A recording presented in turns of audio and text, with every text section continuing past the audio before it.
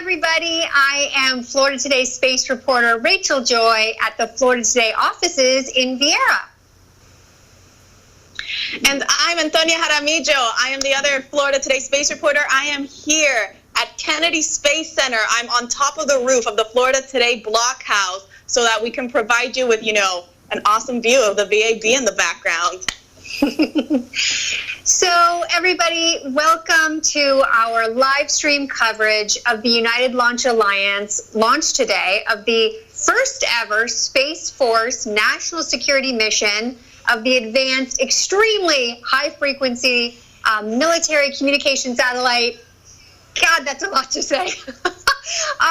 We are, doing this again. This is our third live stream, so bear with us. It's also the first live stream where Tony and I are separated, right? So the last two, we were together at the Kennedy Space Center press site. Now, because of the coronavirus and physical distancing, we are separated. So again, I'm here at the office. She's at Kennedy Space Center. So that's going to be a little different for us too, and we're going to do our best. Anyway. So, as you know, this is a live event. People are going to be joining and asking questions. I'm here at the office. Tony's on site. So, Tony, why don't you tell us a little bit about what the scene is like at Kennedy Space Center right now? I'm imagining it's a little quiet, but what's it like there? I mean, yeah, I definitely don't hear anything other than like the sound of my own voice. But it's pretty dead. It's not as busy as it usually would be, especially at like 3 p.m. Or no, it's 2 p.m. Still, sorry.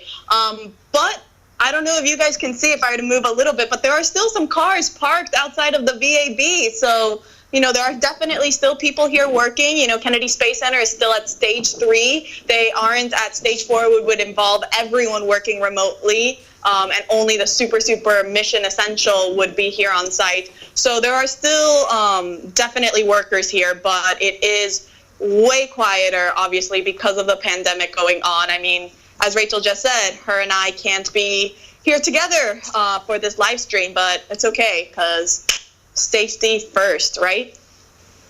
Absolutely. So the questions are already rolling in, and as always, the question we get the most is what time is the launch? So launch today is at 2:57 p.m. That's when the launch window opens. It is a 2-hour window, so could go longer. Hopeful it'll be at 2:57, but that's when the actual launch is, 2:57 p.m.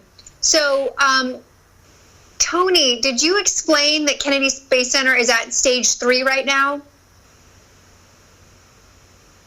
Yeah, I did mention that.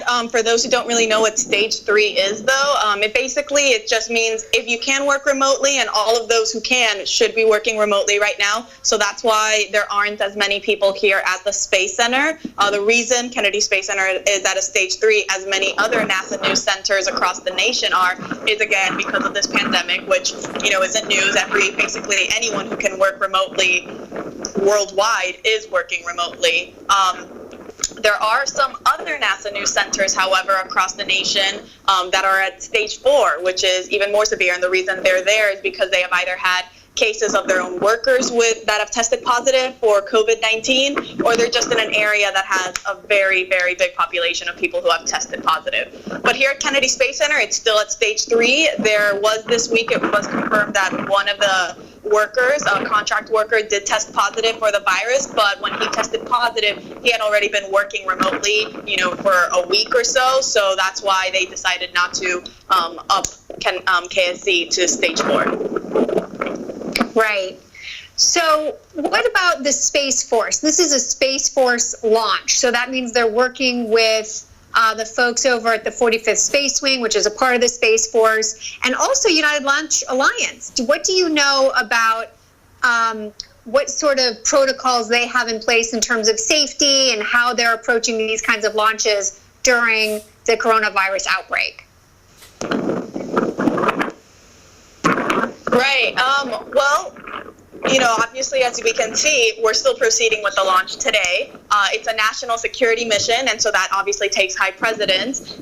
But just like ULA and the 45th Space Wing and NASA and everyone else, they're obviously making sure that they're proceeding with launch if they can. They're taking the necessary precautions to make sure that everyone is safe, everyone is working remotely if they can, and if they're here, they are social distancing as much as possible and everything. That's actually one of the reasons why some of the reporters can't be at the causeway right now, because they want to limit the amount of people, the amount of contact. So obviously, they're still trying to proceed with the launch. That's still happening, but the 45th Space Wing is also making sure to rotate its workers. So there are some people who will be working on base at the Air Force Station, and then others who will be working from home, and so they're alternating.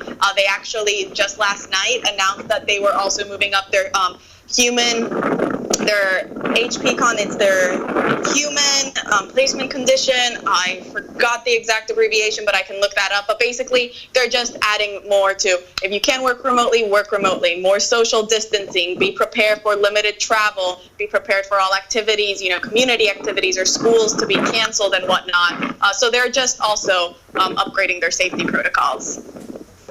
Yeah, they went from HPCon Bravo to Charlie. Hey, Tony, I think your mic is getting hit by the wind maybe a lot. We're hearing some sort of I don't know. Can you turn away from the wind a little bit maybe? Try it, just. Now we don't hear anything. I don't know why suddenly Because when you're muted. talking. Well, that's because I was muted. I'm trying to mute myself so that you don't get that wind, but now I'm talking, so is it still really loud and windy? Actually, that's better. Whatever you're doing right now is better. Okay, so I just won't move then. Well, sort of. Yeah, I guess try not to. Oh, no, that's worse. That's worse. Yeah, it's windy. We don't have the perfect mic situation yet. We'll try that. Huh. Okay. So let me see here. We've got a couple questions.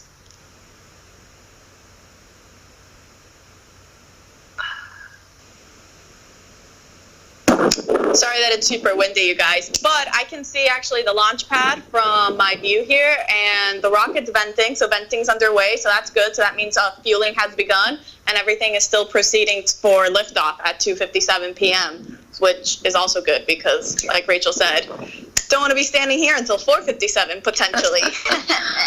So let's talk about that rocket then. So this is United Launch Alliance's Atlas V rocket in the 551 configuration, which makes it the most powerful of the Atlases. Is that correct?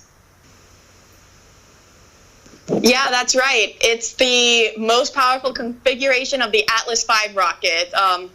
And it's all for, I don't know if we mentioned, but this is the sixth mission of the advanced extremely high frequency satellites. They have already sent 5 of those satellites. This is the 6th and final mission to complete that constellation. Got you, sorry. But anyways, for all of those other missions, they have also set the Atlas V rocket to that most powerful configuration. But personally, I mean, obviously if you're into the super engineering and all that rocket science, what I actually find though the most interesting from the Atlas V rocket, from the Atlas V launches, or even just Delta IV or Delta Heavy launches, is the solid rocket motor boosters, which are very different from SpaceX. SpaceX only has a liquid rocket motor booster, which means you see a nice cute little light trail, but in the daylight it's really just a little light. As opposed to, when a ULA rocket launches, because of the solid rocket motor boosters, you're seeing a nice, really pretty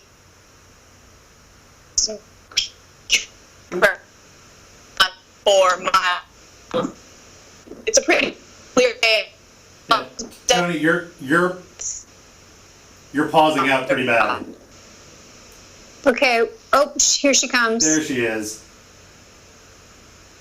Your connection kind of dropped out there, Tony. Can you hear us, Tony? Sorry. That's okay. It's I not can your hear fault. you guys fine. Okay, good. You were just so passionate about solid rocket boosters right then, and it's just I was. We missed the it. internet just couldn't handle it. I know. Okay. Well, basically, the whole point of the solid rocket motor boosters is that you see a really nice smoke trail. So that's really cool and really fun. So we'll definitely be able to see that today. And And there's only been one other Atlas V launch this year, but it was a night launch, so it was very hard to see that smoke trail because it's night out. So the fact that it's a day launch today, you'll definitely be able to see that nice white plume after liftoff. Right, very cool. And a fun little fact is there's a local company, Aerojet Rocketdyne, that's manufacturing the RL-10 engine. This is actually the 500th flight of the RL-10 engine. They manufacture those down in West Palm Beach. And that same engine is used on NASA's Space Launch System rocket. So that's sort of just a fun little trivia for you. Pretty reliable engine, apparently. That's a really fun trivia fact, Rachel. Thank you. Maybe we'll throw that in our next trivia night at Playa Linda Brewing. Yeah. Yeah. See if anybody gets that one. Talking about? Oh, I doubt that. That's a good one. Yeah, what was it? It's now, oh my God, it's almost 6 months ago since we had that trivia night. Space Team did a fun space trivia night. Yeah, 6 months ago at Playa Linda Brewing Company, and it was awesome. Definitely want another one. Really like that brewery. So if we could go back, I would be very happy. So maybe we should talk about this satellite. So like Tony said, it is the 6th of this advanced, extremely high frequency satellite constellation. So once this is launched and it's in orbit, it basically has the full strength of the constellation behind it now. This is a military satellite. The whole point of it is that it is very protected. It's always on. It's anti-jamming. And, the idea here is that our opponents out in the world can't interfere with these satellite communications that are so necessary between all of the different branches of the military and the White House. The other countries that are partners in this are the United Kingdom, Canada, Australia, and the Netherlands. So it's a consortium of countries that will be using this AEHF constellation of satellite communications. So that's what we're launching today. Yeah, it's pretty nice. This isn't at all related to the launch, but you mentioned the Netherlands, and I just wanted you to know that 3 years ago, I was in Amsterdam, and Google Photos sent me a reminder, and I got sad.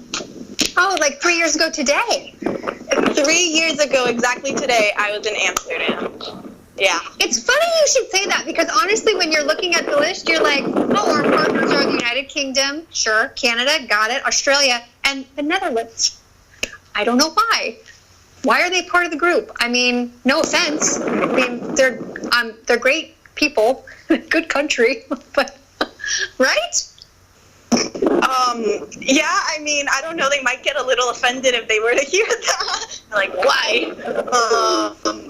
But yeah, I mean, yeah, you're right. UK makes sense. They speak English. Canada also speaks English. But then the Netherlands. But that would be really interesting to find out. It's really windy over here, so I'm really sorry if you guys are hearing that a lot. It's not that bad now. Okay, cool. Yeah. Because I don't really mind the wind because it's a really nice breeze and it's like 90 degrees outside. So if it's good for you guys, it's awesome for me. We're getting hellos on Facebook. Folks are tuning in Fort Lauderdale, all over the place. We've got yes. We also have Ian watching from the UK. Hi, Ian. Hello, Ian.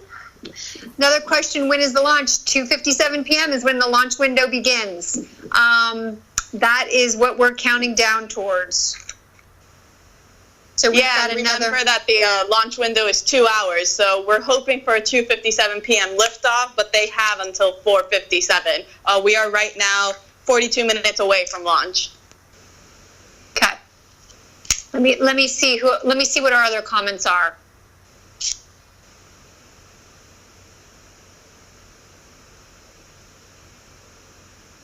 Alrighty, we have Bob Taylor, Christine Brantley. What time is it going? We answered you there. Jim Kirkin from Fort Lauderdale. So I'm looking at the ULA mission update status, and they just showed us a little picture of the mission patch or mission logo, and it's so cute. It's like a little star with a little satellite. Let me see if I can see it. Hold on. Yeah. Yeah, if you guys tune in to floridatoday.com/space, you'll see in our live chat, if you scroll all the way down, you should be able to see that mission logo. Our other space reporter, Emery Kelly, who's the one right now handling that chat, he most likely uploaded a picture of that. I mean, it's not super crucial that you see it, but it's nice, so why not? You know what we haven't talked about? This being the first ever Space Force national security mission means this is the first rocket that has the Space Force logo on the rocket. That's pretty cool. Let's talk about that logo. Let's talk about that logo. All right. I know you have a lot to say about this. I mean, it's just it's kind of funny, it's kind of cool, kind of cute, also kind of dorky. The logo, the Space Force logo, honestly looks a lot like the Star Trek logo, doesn't it? Okay, Tony, here's the deal. I don't know much about Star Trek. I'm going to be honest with you. I'm not a Trekkie. Does it? I have no idea. So I'm not a Trekkie either. We can't tell that to Emery Kelly because Emery, our other space reporter, is a Trekkie. Honestly, I am more of a Star Wars fan. Those are all the episodes. I have watched all those episodes and everything. But I do know a little bit of Star Trek and have watched, some of the films and some of the episodes and whatnot. So I can't confirm that it does look like the Star Trek logo. But I'm also not a Trekkie. So if only I could pull up Emery Kelly so that he could just go on a little rant about Star Trek. But social distancing. So. Jaramillo is on Facebook. He is here from Port St. Lucie, and he says it looks too much like Starfleet. Exactly, yeah, and Starfleet is the Starfleet from Star Trek. Actually, there's this boat company, boat organization. They're called Starfleet Tours. They're located, they're based here on the Space Coast, and their whole point is to be able to show the public, give them an up-close view of launches from a boat. And the whole reason they're called Starfleet Tours is because the head guy, the one who organized it, his name is Cam Gerlach. He is a huge Trekkie, huge Star Trek fan. In fact, if we were a multiplanetary species right now and Starfleet existed, he would have been on board on that. So another fun little Starfleet fact. So yeah, you did a story on that, and we still haven't had a chance to actually be on the Starfleet boat for a launch, but we definitely want to at some point. I think that would be amazing perspective to be on a boat for a launch. For sure. I really want to go, and they really want us there too. Not just for us to see it from a different point of view, but also to get to see it kind of through the eyes of the spectators and get to get their feedback and everything. So they didn't do it for the last SpaceX launch, which was a week ago, and they're not also doing it for this launch because they need a break. I mean, this is just an organization. It's not really for profit. They have their own other jobs and everything, so this is more kind of they do it really for fun and just for the love of watching launches. And now, obviously, with this pandemic, they wouldn't be able to do it. But for sure, when another launch happens, one of us needs to go out there. We need to make this happen, Chica. We totally do. Maybe we could draw straws or do some sort of arm wrestling contest to see who gets to go. Yeah, because we both want to. I think I could beat you in an arm wrestle contest. Oh, that's so I cute. do. I think we should try. Oh, cute? You think it's cute? Okay. Rachel, come on, look at these guns. It's true, and you're Colombian, so I don't know. Exactly. I got that Latin force behind me. So, okay, we have Emmanuel, who just came on and left a comment on Facebook. He's actually going to try to watch the launch from Miami. Wow, what do you think? I don't know if you're going to be able to see it from Miami. What do you think, Tony? It is solid rocket booster time. Yeah, honestly, I don't know. Hopefully you can. I really, really do hope so. When I lived in South Florida, That was still during like the shuttle program and everything, and I can tell you I definitely never was able to see a launch. Granted, I wasn't trying to either because I wasn't as in tune with the aerospace industry and everything. So maybe if I had actually tried to find the location or knew when the launch was and whatnot, maybe I could have seen something. But yeah, that's South Florida. It's pretty far. Although, granted, I mean, people still. I mean, Daytona is obviously much closer. It's like half the distance or like a third of the distance. But people can still see it from Daytona Beach. So hopefully, you could see it from Miami. Oh, we lost. Oh, there she is.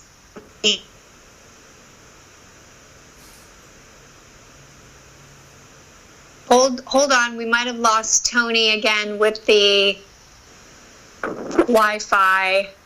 She has got Wi-Fi at Kennedy Space Center, so it's a little. Oh, there she's back. I'm back. Yeah, we lost you for a little bit. Sometimes the Wi-Fi, I think, just gets bad there.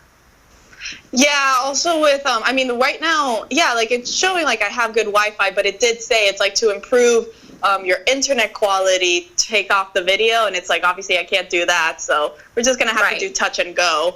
Right. Anyways, what was the last thing then you heard from me? When you lived in Miami, you didn't see it. Yeah, but obviously, hopefully you can. The good news is that one of SpaceX's upcoming launch, right now it was supposed to happen March 30th, but it got pushed because it's for the Argentina Space Agency, and obviously a lot of those, the people from the agency, they can't come and travel here because of this pandemic. However, that launch is going to be a polar orbiter launch, which means instead of going, across kind of the equator, like sideways, it'll be going, vertical. And so so in Miami and the Keys and everything, you should actually be able to see some of that launch, and way better than I think even today's launch, if it is possible to view it from there. Yeah, so after this launch, we are potentially entering a little bit of a quiet period with not so many launches. Like Tony was saying, we had the Polar Orbiter launch that was supposed to be at the end of this month. There was going to be another SpaceX Starlink launch. I'm sure that it's going to happen. We just don't know when. There are other national security mission launches, but even when you talk to the Space Force, 45th Space Wing, they say that they're moving forward, but nobody will really commit to a date. We really just don't know. And then, of course, the big deal launch that we're all highly, highly anticipating is the first launch of crewed flight, return to crewed flight, which is supposed to be happening in May. So that's SpaceX, Dragon sending 2 astronauts to the International Space Station. We haven't flown humans from Kennedy Space Center or from America since 2011. So we really want that launch to happen. Everyone is really excited about it. It's still on the docket for May, but we're all just not sure. I think we're hopeful, but we're waiting to see. Every day, is it gonna hang in there? So this might be our last launch for a while. We don't know. Yeah, I mean, just like how ULA, NASA, SpaceX, the 45th Space Wing, taking it kind of day by day, launch by launch. There's, like Rachel said, another national security mission that SpaceX is supposed to be launching towards the end of April. But again, they're just going to kind of wait and see how it is with this pandemic and everything. And also, SpaceX's last launch, even though it was a successful mission, they did suffer an engine malfunction that they're still trying to investigate. So obviously they can't have, they need to kind of solve that issue before they launch any other rockets. And their rocket that they launch is the Falcon 9 rocket. As for the first return to flight launch, that is super exciting. I am super excited. Really don't know what to expect because I didn't live here in the Space Coast when we would send humans up to space, so I don't even know what to expect, but I'm only hoping for good things.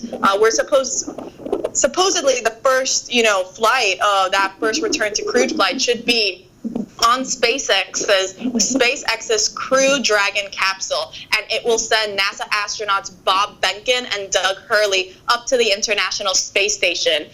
Bob and Doug, they used to be, former astronauts for the space shuttle program, so they have already been to space. They're experienced, which is, probably some of the reasons why they were also then selected for this NASA Commercial Crew Program. So for folks that are just now joining us, we are here. This is our live coverage of the United Launch Alliance Advanced Extremely High Frequency Military Communication Satellite Mission. This is a satellite built by Lockheed Martin. It is the 6th satellite in this constellation of AEHF satellites.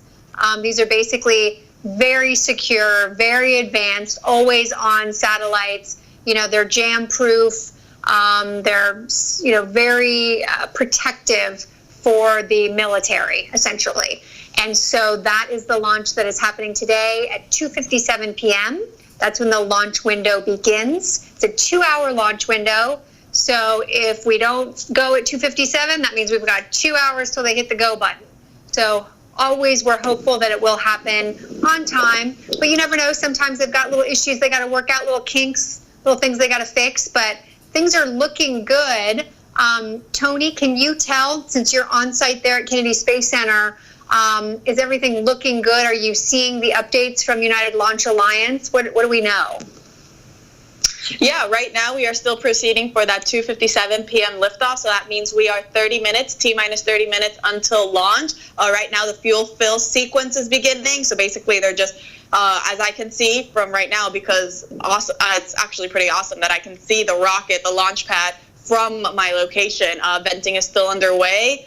Tori Bruno, who is the CEO of United Launch Alliance, he just tweeted out that everything is green. So everything is right now go for that 2:57 p.m. liftoff.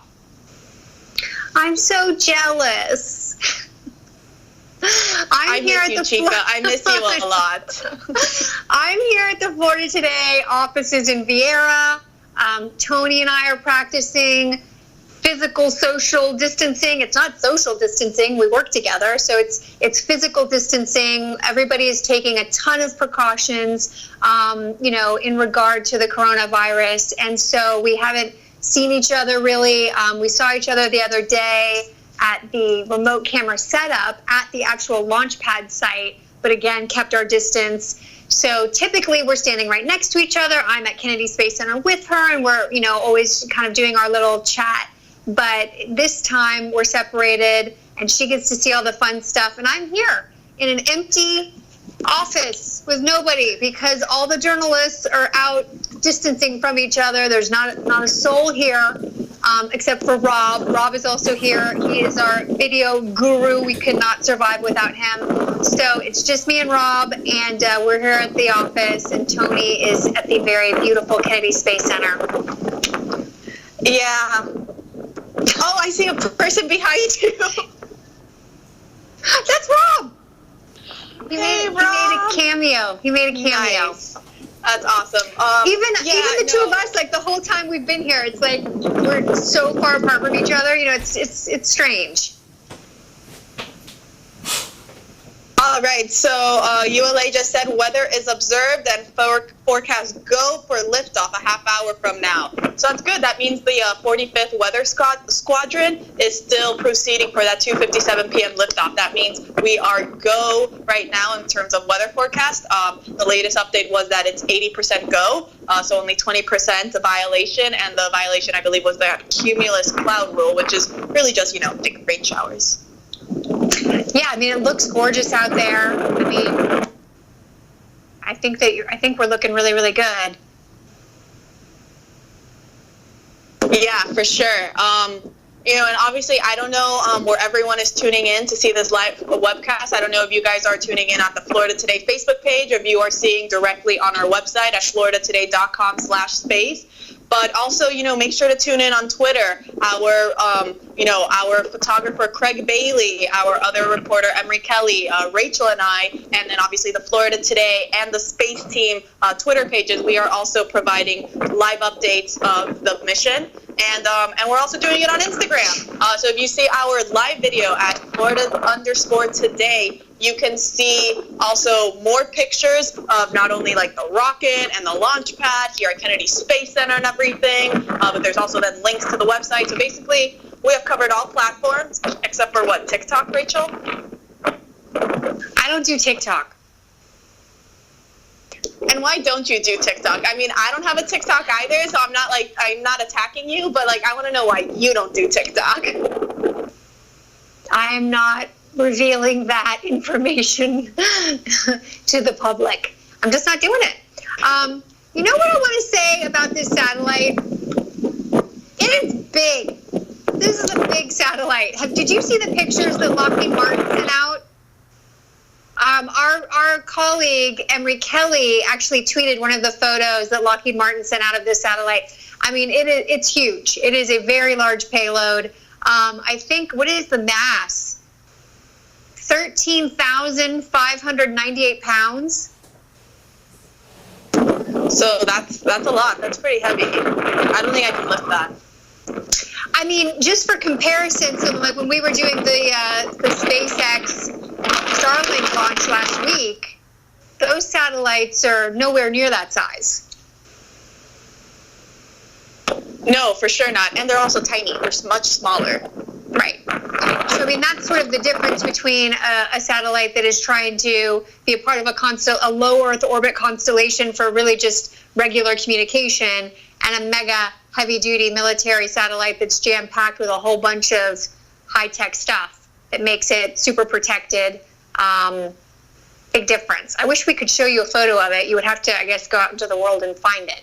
But it's really, really quite large. Or you tune into our Twitter feed, then if you then go on Emery Kelly's, he posted a Twitter, like Rachel said, and also he might have also posted a photo on the live chat on our website. But yeah, or there's also Google. I mean, that's why there's Google.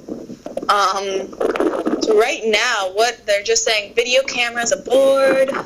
Want to remind everybody that the launch is at 2:57 p.m. Folks are still coming on asking us that. That's when the launch window opens. We have Mike Brown from Nebraska saying hello. Hello, Nebraska. Glad to have you. And Abby from Northwest Florida. Hello, Abby. So yeah, we are just getting very close to launch. We're about 15 minutes away from the United Launch Alliance Atlas V launch of the Advanced Extremely High Frequency Military Satellite. This is the 6th satellite in a constellation that actually ULA has been launching since, what, was it 2010 or something? Like, they've launched all 5 of the satellites, and now they're launching the 6th one. So this is going to be a big completion for the folks that have been involved in this program. I mean, they've been involved in it for years. Yeah, almost like about a decade now. Starting to see some people pull up to the press side, I think, before the launch and everything. Hey, Tony, we can't hear you anymore. What happened? Did you take your ear? Can you hear me now? Where'd your earbuds go? So my phone is running out of battery, so I need to charge it. Oh, okay. So you need me to talk is really what you're saying. Yeah, I need you to talk for a little while. I got to come up with something to say. Hey, Tony, turn away from the wind. Go ahead and put the rocket in the background again, so you can try and block the wind off your mic.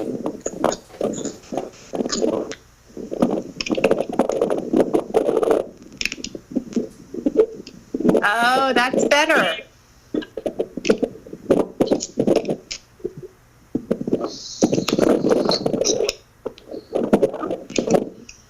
Okay, we have Nancy watching from Port St. Lucie as well.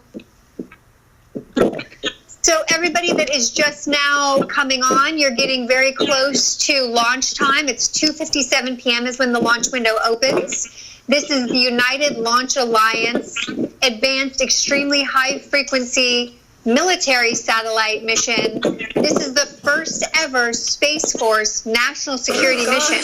So that means that this is actually the first time that the rocket has a Space Force logo on it. We talked about it, but it's a lot of people, I guess, think it looks like a Star Trek logo. To me, just looks like kind of a cool spacey logo. I'm not a Trekkie. I don't know.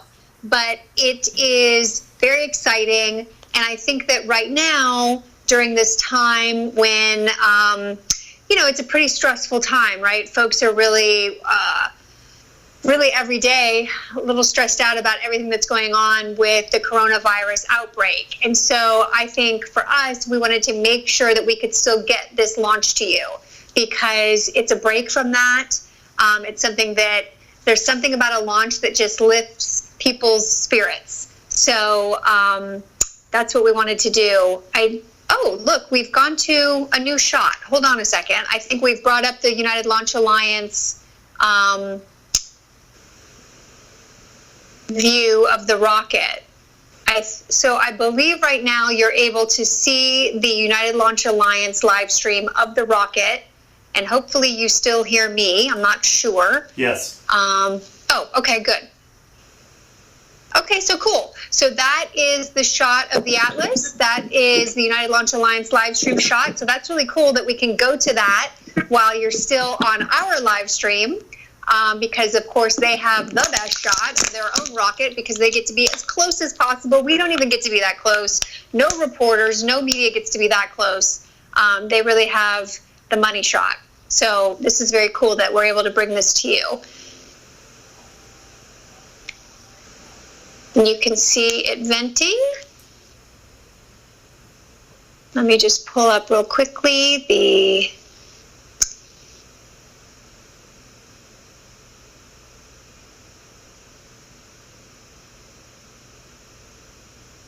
All right, I'm back. I'm hoping my phone doesn't die on me. Okay. So the spacecraft is... Okay, good. Actually, it sounds a lot better. Awesome. It sounds better, and I know it's super tiny, but I moved the location so that you can see the rocket in the background. I really don't know if you can see it, so viewers, please let me know. It's very Tony, little, but actually, I try my best. they can't see it. They can't see it. It's too small. But here's the deal. We actually went to a shot of the United Launch Alliance live stream. So right now, awesome. They don't see us at all. They see the live stream of the Atlas V from ULA. You can see it venting. And I was just clicking over to the updates. We actually have a countdown hold. We're at T-minus 4 minutes and holding. So the countdown has entered the planned 15-minute built-in hold designed to give a bit of a margin to deal with any problems. Mm-hmm. That's what's happening right now. But we're still on schedule for liftoff at 2:57 p.m. Yeah, that T-minus 15-minute hold is... that's normal. That should be happening. It's not like a hold as in, oh, we are pushing into the window or anything. No, it's that is all good. So that's good. That means we're what, like 20 minutes away from launch, from liftoff. I'm not good with times and stuff. Is that really what it is? Yeah, well, now it's 18 minutes because it's 2:39. But I got you. I'll do the little T-minus something minutes. You're good with the T-minuses. Oh my goodness, we've got Sandra who just came on Facebook and she's watching from Germany. Hi, Sandra. This is so cool. It's so fun when people are joining from all over the world. Like, I just love that.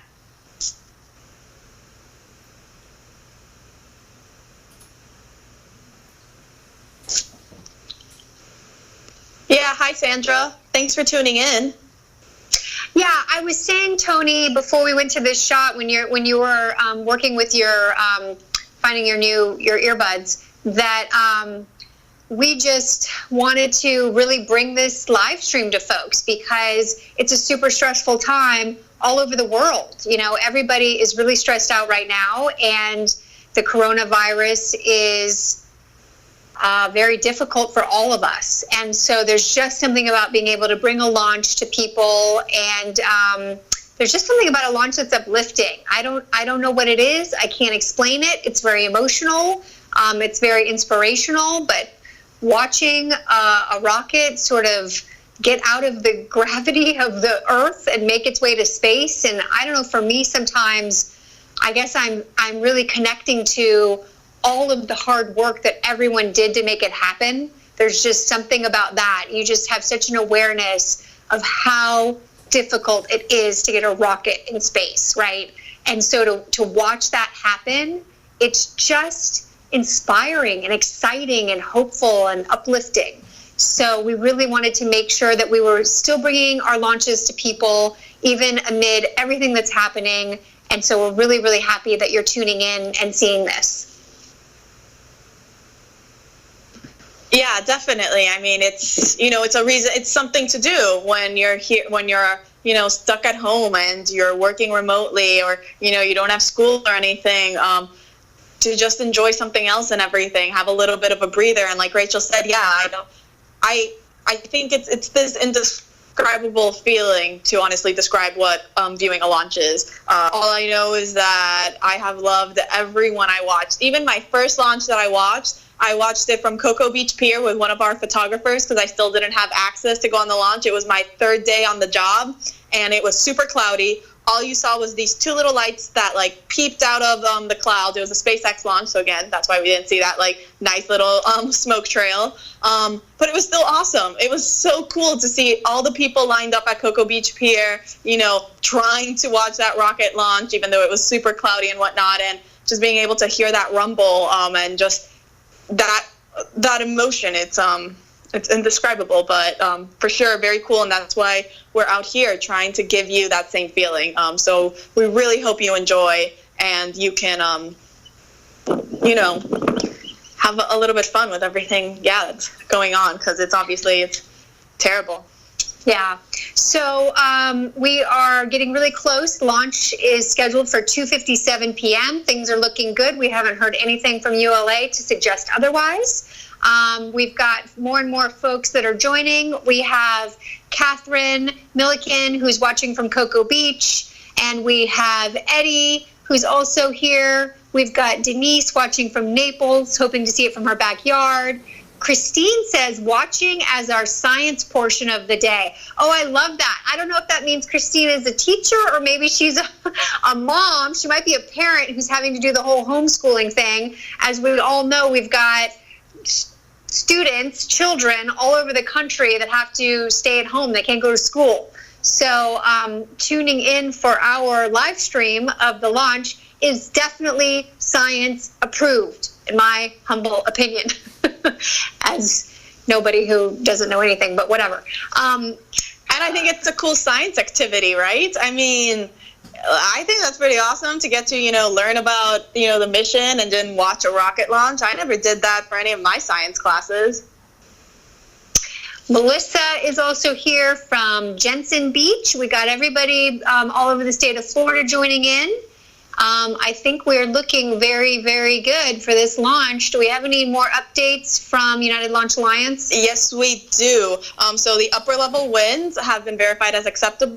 For those who don't know what upper level winds are, it's basically just that high altitude of wind that determine whether or not a launch can actually proceed. So that is right now go for launch. And right now, the rocket, the satellite, it's confirmed on internal power and it's ready to fly, ULA just said. So we are still on track for 2:57 p.m. So for folks that are just joining, this is the United Launch Alliance launch of the Space Force's first national security mission of the Advanced Extremely High Frequency Military Communication Satellite. It is the 6th satellite in this constellation. So first 5 have already been up in space for a while. This is the 6th one that's going to join the constellation and really make it so that it's fully operational. The whole pack is now going to work together and be military satellite, what's the best way to describe it? Basically, it's so that the military can communicate with each other.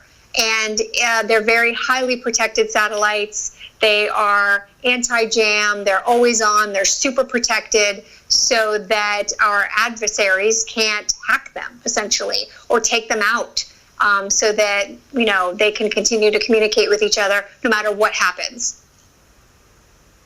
We've got Stephen here from Arkansas who just joined us. More folks from Florida. Bridget from Melbourne. Hello, Bridget. You're local. Debbie from Cape Canaveral, Larry from Raleigh, North Carolina. Oh yeah, we've got more and more folks joining us as we get closer to launch time. 2:57 p.m. is the launch time. That's when the launch window opens. It is a 2-hour launch window. That means that, you know, it could get delayed, but right now it's looking really good. It doesn't look like that's going to happen. It looks like we've got a 2:57 p.m. launch happening. This is the Atlas 551 rocket. It produces more than 2.5 million pounds of thrust. This is the most powerful configuration of the Atlas rocket configurations. So it's going to be, it really will be something if you were there. It's going to be a lovely sound, and it's going to look really cool too.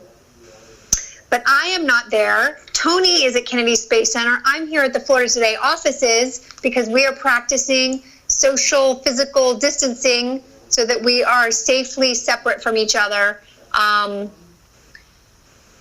We've got Kimberly here from Maryland. Joy is here from Ohio. Joy, that's my name too. Hey! Yeah, that's awesome. Yeah, like Rachel said, I'm here at Kennedy Space Center, so that's why you might hear some wind in the background. So I am actually able to see the rocket from the Florida Today blockhouse, and it's looking pretty awesome, you guys. Not gonna lie. Obviously wish Rachel were here with me, but next time, hopefully. No. This needs to end soon because this stinks. I mean, I'm here at the Florida Today office. It's totally empty. Nobody's here. But I don't like it. I want to be at the press site at the Kennedy Space Center too, and soon.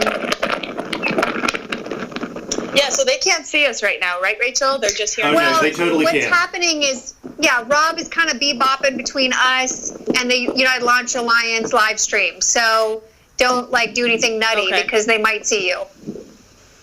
Got you. Nothing nutty. Noted.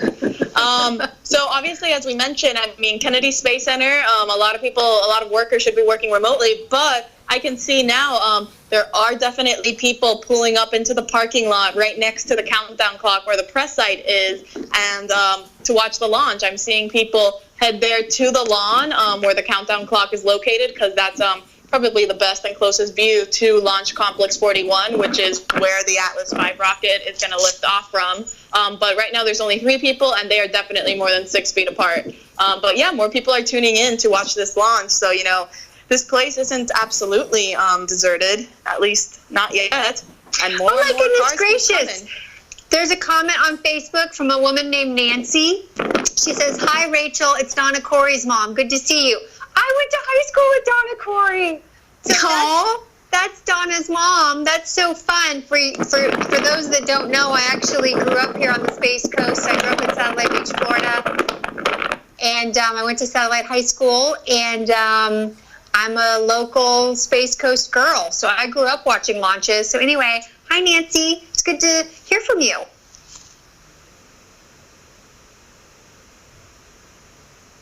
Sarah is here from Orlando. Kids are watching too. Online learning. Thanks, guys. No problem. We are just super excited to bring you this launch. We are getting very close. Launch is at 2:57 p.m. So, and it's looking very good. This is an Atlas V rocket that is taking a military communication satellite up into space, and might be our last launch for a while, unfortunately. You know, as things are getting sort of more unknown every day with the coronavirus outbreak, it's hard to know if the other launches are going to stay on schedule. We just don't know yet. So we certainly hope not. We love our launches here on the Space Coast, and we love reporting about them. So we're very hopeful that we're still going to have a busy year packed with launches, but hard to say. So definitely, if you can, tune in for this launch, because I don't know when is the next one that we're going to get to see. Vehicle systems, ground, Yeah. the spacecraft, and the U.S. Air Force. Yeah, exactly like Rachel said. Oh, I hear that ULA webcast in the background. Electrical systems, hydraulics, pneumatics, propulsion systems, flight control, and balance.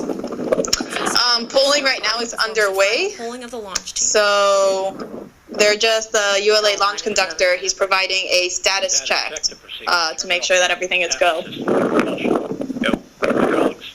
Go. Pneumatics. Go. LO2. Go. Water.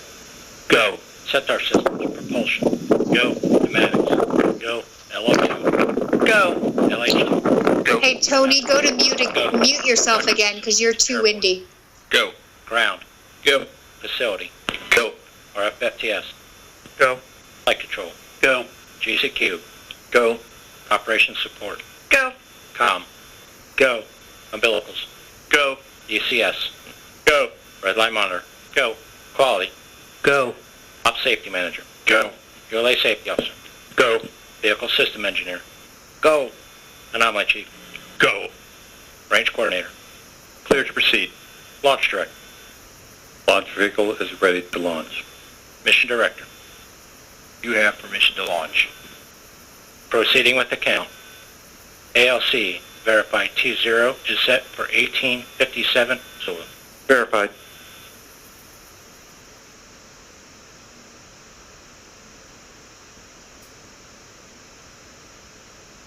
Okay, folks, we are just minutes away from launch. What we have up right now is the United Launch Alliance live stream. So you can still hear me and Tony, the Florida Today space reporters, but we have the United Launch Alliance live stream up so you can see the actual close-up shot that they're able to provide. We just heard all of the Go systems, which, how cool is that part? I love that part. I want to be able to say Go one day. I'm not going to because I'm not an engineer, but it's just so exciting when they go down that whole list. Go, go, go. Anyway, we're minutes away, and launch is at 2:57 p.m., and you can see that everything is looking really good. This is the Atlas V rocket here at Cape Canaveral Air Force Station, Launch Complex 41, and it is launching the advanced extremely high-frequency military satellite that's been built by Lockheed Martin. This is the Space Force's first ever national security mission. So you actually got to see on that close-up shot the Space Force logo for the first time ever on a rocket. It's underneath the American flag and above the Atlas logo. If we go back to a close-up shot, you'll be able to see that. So this is the United Launch Alliance Atlas V rocket getting ready to go. We're getting really close. We are, what, 4 minutes away, something like that? Oh, Michelle said, love when they go down the list too. So exciting. I know. It is. Go. Go for this. Go for that. Go. Okay, we've got James here watching from Omaha. We've got a lot of Nebraska folks. What's the deal with that? Hello, Nebraska. Kathy in from Port St. Lucie as well. Christina from Melbourne.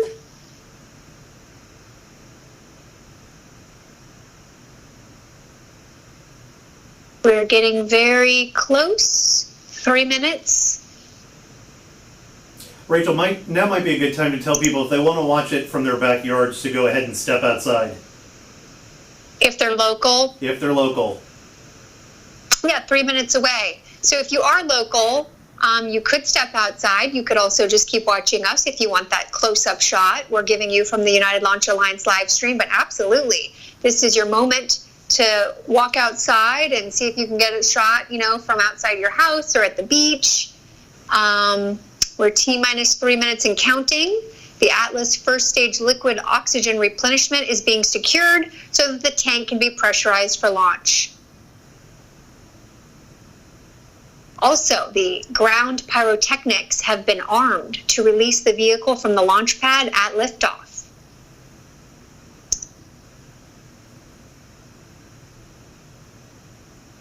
Yeah, the reason why, this is Rob Landers, the producer here. The reason why I suggested people go out now is there's a little bit of a time delay in between our broadcast hitting the website and Facebook and what is actually real time. So I don't want anybody to be watching and thinking, oh, it's just about to go, and then miss it because it's already gone. So if you're going to go outside and watch it, now is a good time to get into place. Good point, Rob. Yeah. We definitely have a lot of locals watching. We've got folks in Cocoa Beach, Cape Canaveral. But for the folks that are not local, this is the best way to see it, is to just keep watching here.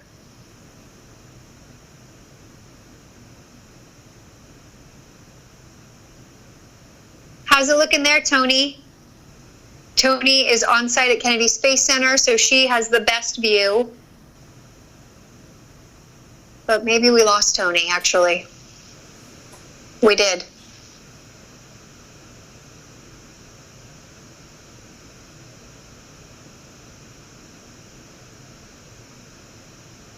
Yeah, her phone may have died. Yeah, I think her phone died. It's just Rob and I.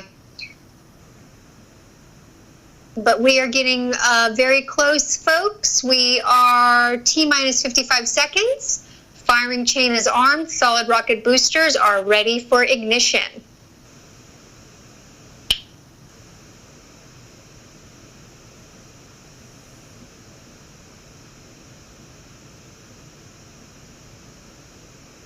More and more folks are joining in. This is the Florida Today live stream of the Atlas V Space Force first national security mission that's going up to space today, sending an advanced, extremely high-frequency military rocket or satellite to space.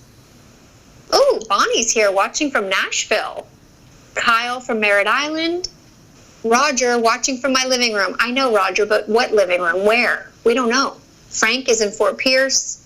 Catherine outside and ready. We are getting very close, folks. Very, very close. Rob, are we going to go to the audio of the ULA audio when we're at that minute count? We can. It looks like the countdown has gone back to 4 minutes, though, Rachel. Okie doke. Let's check that. Oh, yeah. We've got a hold.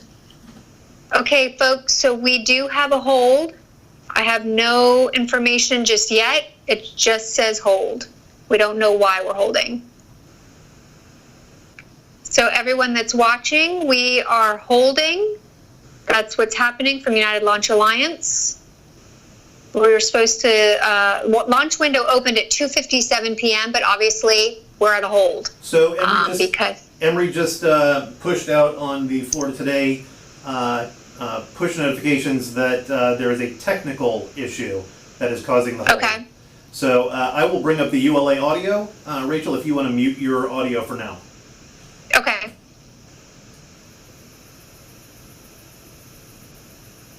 Which apparently there is none. Well, here's what they just sent. It says launch conductor Scott Barney is guiding the launch team through steps to safe the rocket and pad systems following the unplanned hold called at T-minus 46 seconds. Engineers are examining the cause of the countdown stoppage. So we don't know yet what exactly caused it, but we do have a hold. Mission control. The team is working to reset the clock to T-minus 4 minutes and holding. We will pass along a new T0 when it's available. Countdown clock is reset to T-minus 4 minutes and holding. Roger.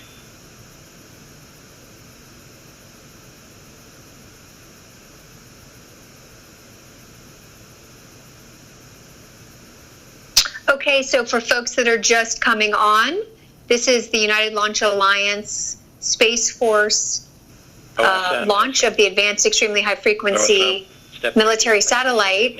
It was scheduled to take off at 2:57 p.m., but we are experiencing a hold. So we're waiting to find out what might have caused the hold. Inactive, that's the ascent replay mode. Roger.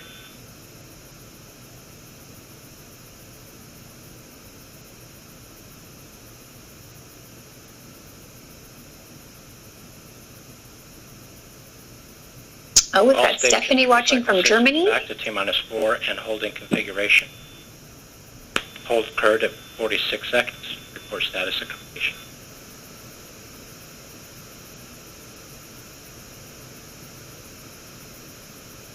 LC Lux 1. Lux 1. Atlas Elogy topping in progress. Roger. Atlas thanks to flight pressure, and Atlas pneumatic pressure is stable. Roger.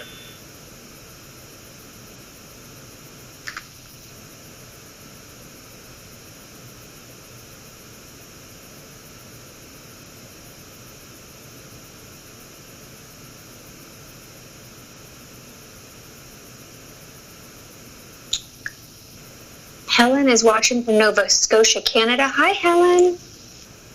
Nana from Davie, Florida. Todd Miller has joined us from Port St. Lucie. Laura Woods from Satellite Beach in the house. John Merrill watching in Naples, Florida. We are experiencing a hold at the moment, folks. Benjamin is here from Raleigh, North Carolina. Hello, everybody. This is Florida Today's coverage of the United Launch Alliance Atlas V rocket that's going up today. Scheduled to take off at 2:57 p.m., but right now we've got a hold, technical hold. Go SES. F310, substep Juliet, FTS, safe and external. Roger. And LC step 310, Echo, CEC active, and Foxtrot, Centaur pneumatic system stable. Roger.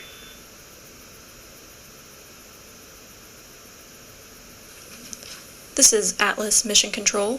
Launch conductor Scott Barney is guiding the launch team through the steps to safe the rocket and pad systems following the unplanned hold called at T-minus 46 seconds. Meanwhile, engineers are examining the cause of the countdown stoppage. We are still sitting at T-minus 4 minutes and holding, and we will pass along a new T0 when it's available. Step November, ECS, set point stable. Roger.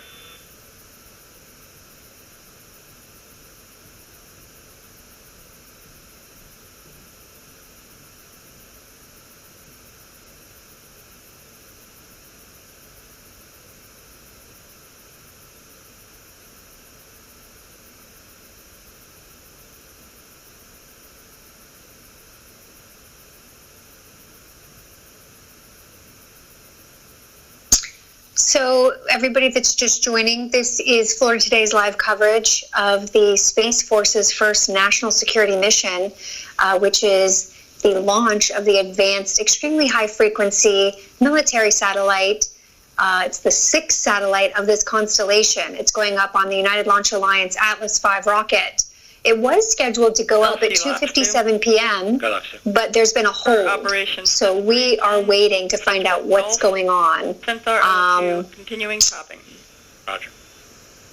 We're hopeful that it's an easy breezy little fix, and the engineers are going to figure it out real soon and get this puppy in the air. Step Charlie, Atlas propulsion system stable. Roger. First step Delta, Atlas hydraulic system stable. Roger. LC, this flight control. Go. Step 310, substep Kilo, flight control ready. Roger. Substep Lima, GC cube ready. Roger.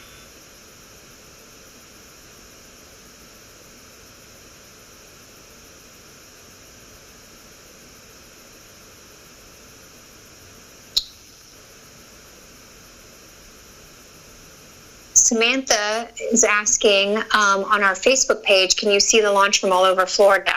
I don't know about that. I don't think so. Definitely not from Pensacola. Yeah. Step Mike, red line monitor ready. Roger.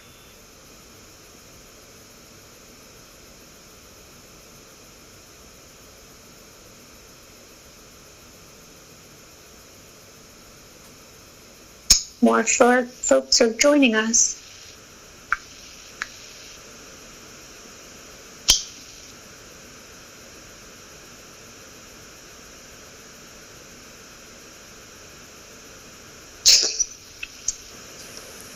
This is Atlas Mission Control. The team is working the activities to save the launch vehicle and the ground support equipment to put the Atlas V and Space Launch Complex 41 back into the same configuration as it was at the T-minus 4 minute hold point. As the team works that, the team is working to determine the issue that initiated the hold. In addition, today's available launch window does extend to 4:57 p.m. Eastern Time.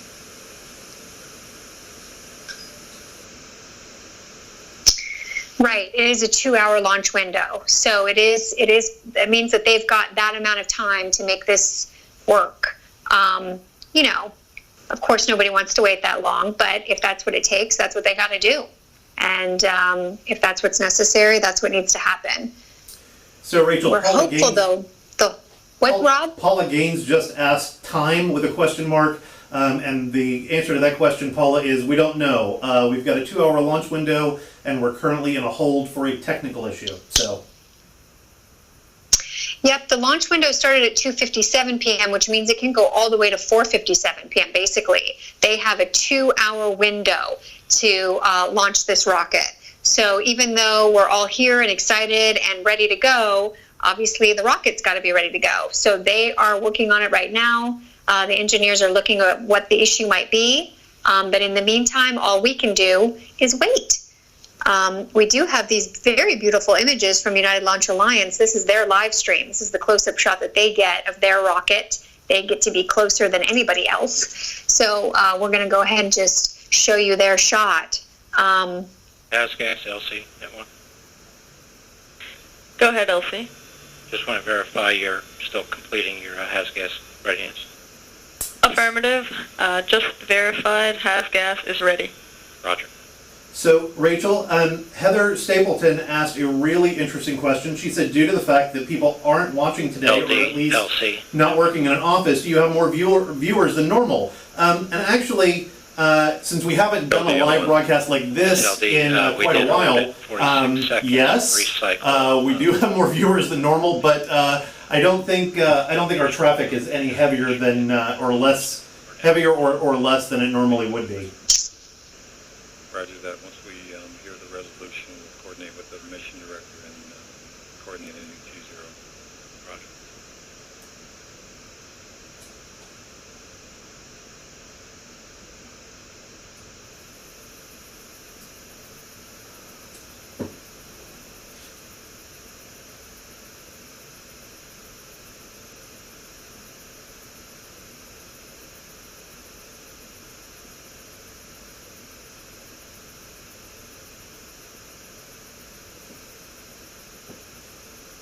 Hey, Rob. Yeah. Tony texted me and she said that she really just got kicked off the call, but her phone is fine. Oh. Is there a way for you to call her and bring This her is back on? She said she tried calling. The reset You. of the system Hang on just a to second. the T-minus 4 minutes and holding point has been We will. completed. We are just will waiting on the resolution fix that of the right issue now. that initiated the hold. As soon as I Teams can continuing get. to work that, and we will provide updates as we get them. Why not? Okay, hold on. ULA just gave an update. Okay, and I am going to add Tony back to the call.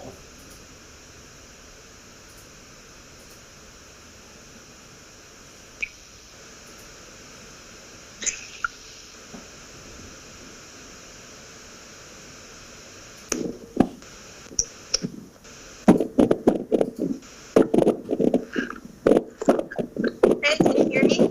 Yes. Yay, I'm back, you guys.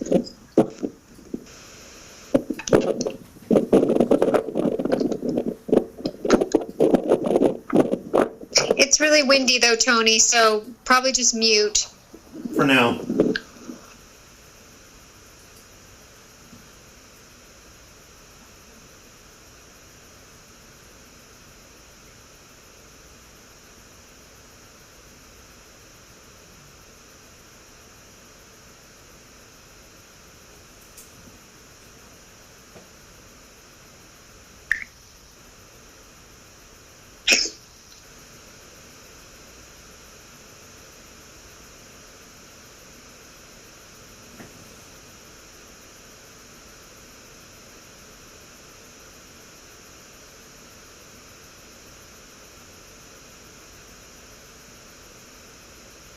So folks that are just joining, this is the Florida Today live stream of the United Launch Alliance Atlas V launch today of the Advanced Extremely High Frequency Military Satellite. Was scheduled to launch at 2:57 p.m. That's when the launch window began, but they are experiencing a hold.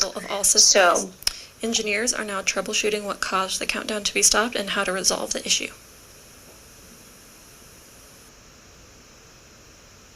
At the data, and we'll get you a response.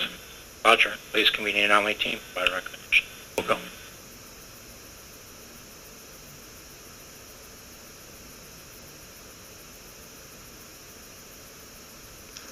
Yeah, we're still waiting on that new T-0. So hopefully we get that soon so we know when we're supposed to lift off again. Or, well, not again, but, you know, this time.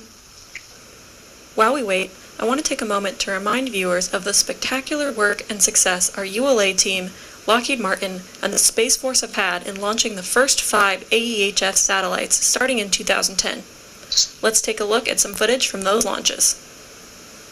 Over the last decade, ULA, in partnership with the Space and Missile Systems Center and Lockheed Martin, have orbited the Advanced Extremely High Frequency constellation of satellites, designed to provide secure, protected, and survivable communications. The first satellite launched August 14, 2010, on an Atlas V 531 rocket, followed by AEHF-2 on May 4, 2012, and AEHF-3 on September 18, 2013.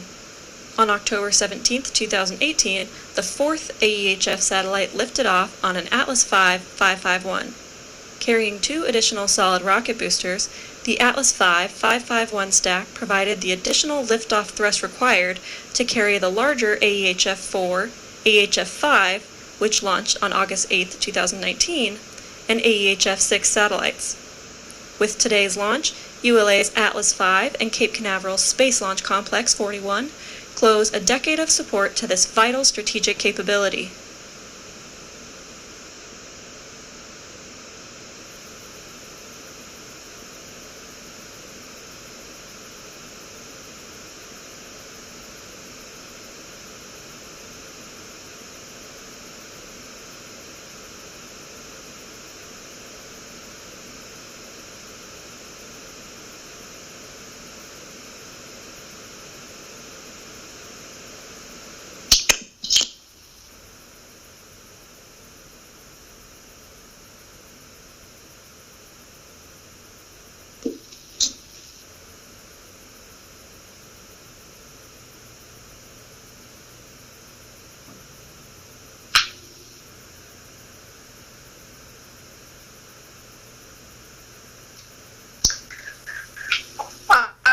This is Atlas Mission Control. Bruno, who The team again is the analyzing CEO, the data it was a ground related to hydraulics accumulator calls.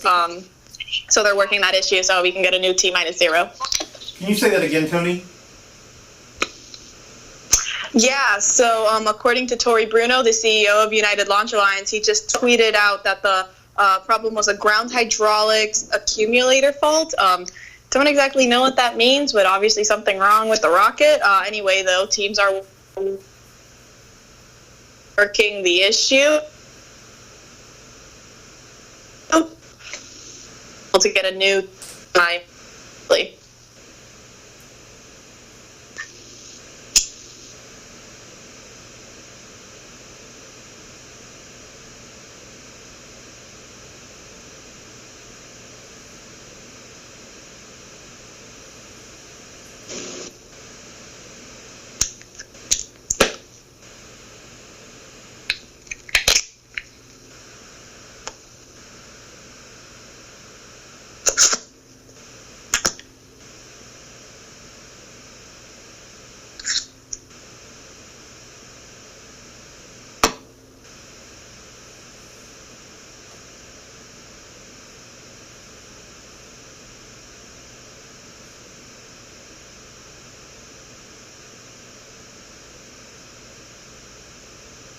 Rami, no, it is not launched. No, you are not too late. We are currently in a 4-minute hold.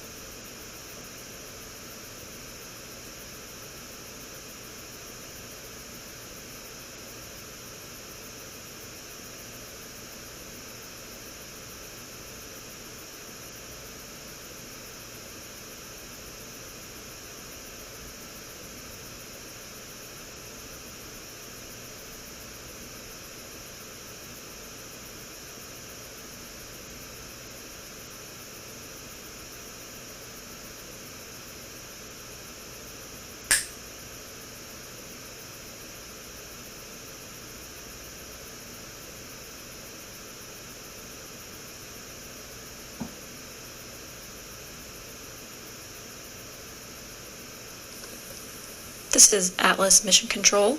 The team is working an issue associated with a ground hydraulic accumulator fault. They are working through this issue and will establish a new T0 once we have it resolved.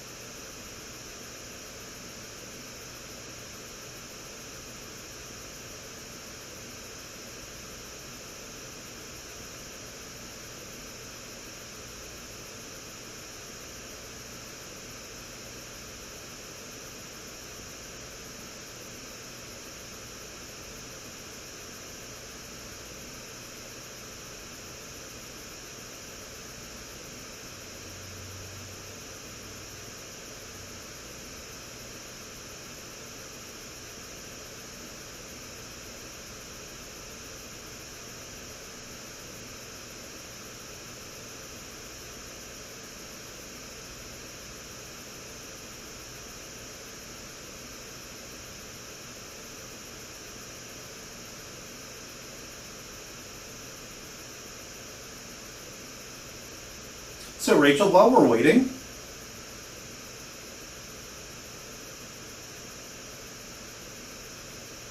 you still there with me?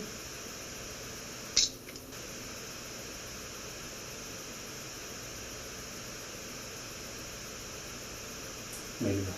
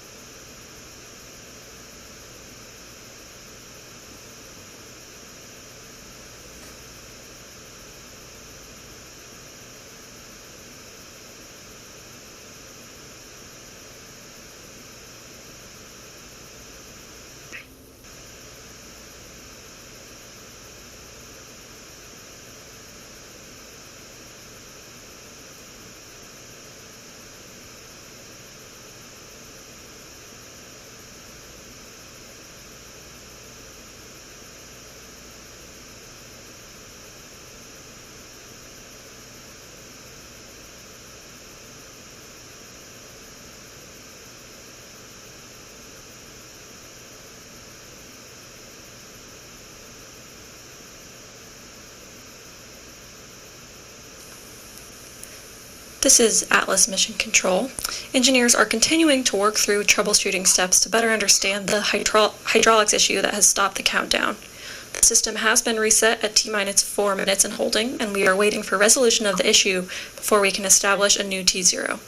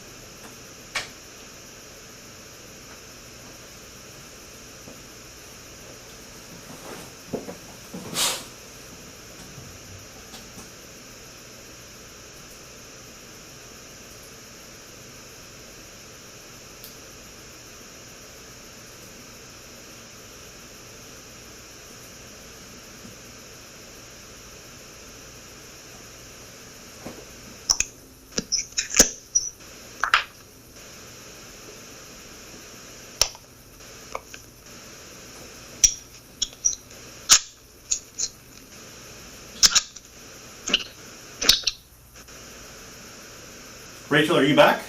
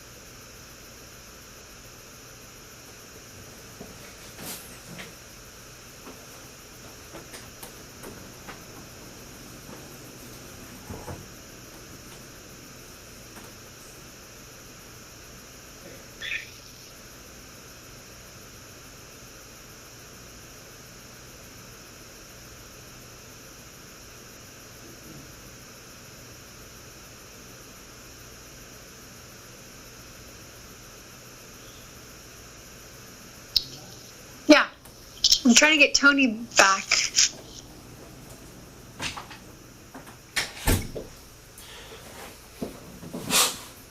So, Rachel, while we're waiting, what's it like to be a space team reporter for Florida Today?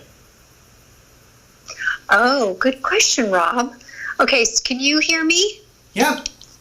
Okay, good. So let me just tell everybody real quick that we are on a hold. We're waiting for this United Launch Alliance rocket to take off.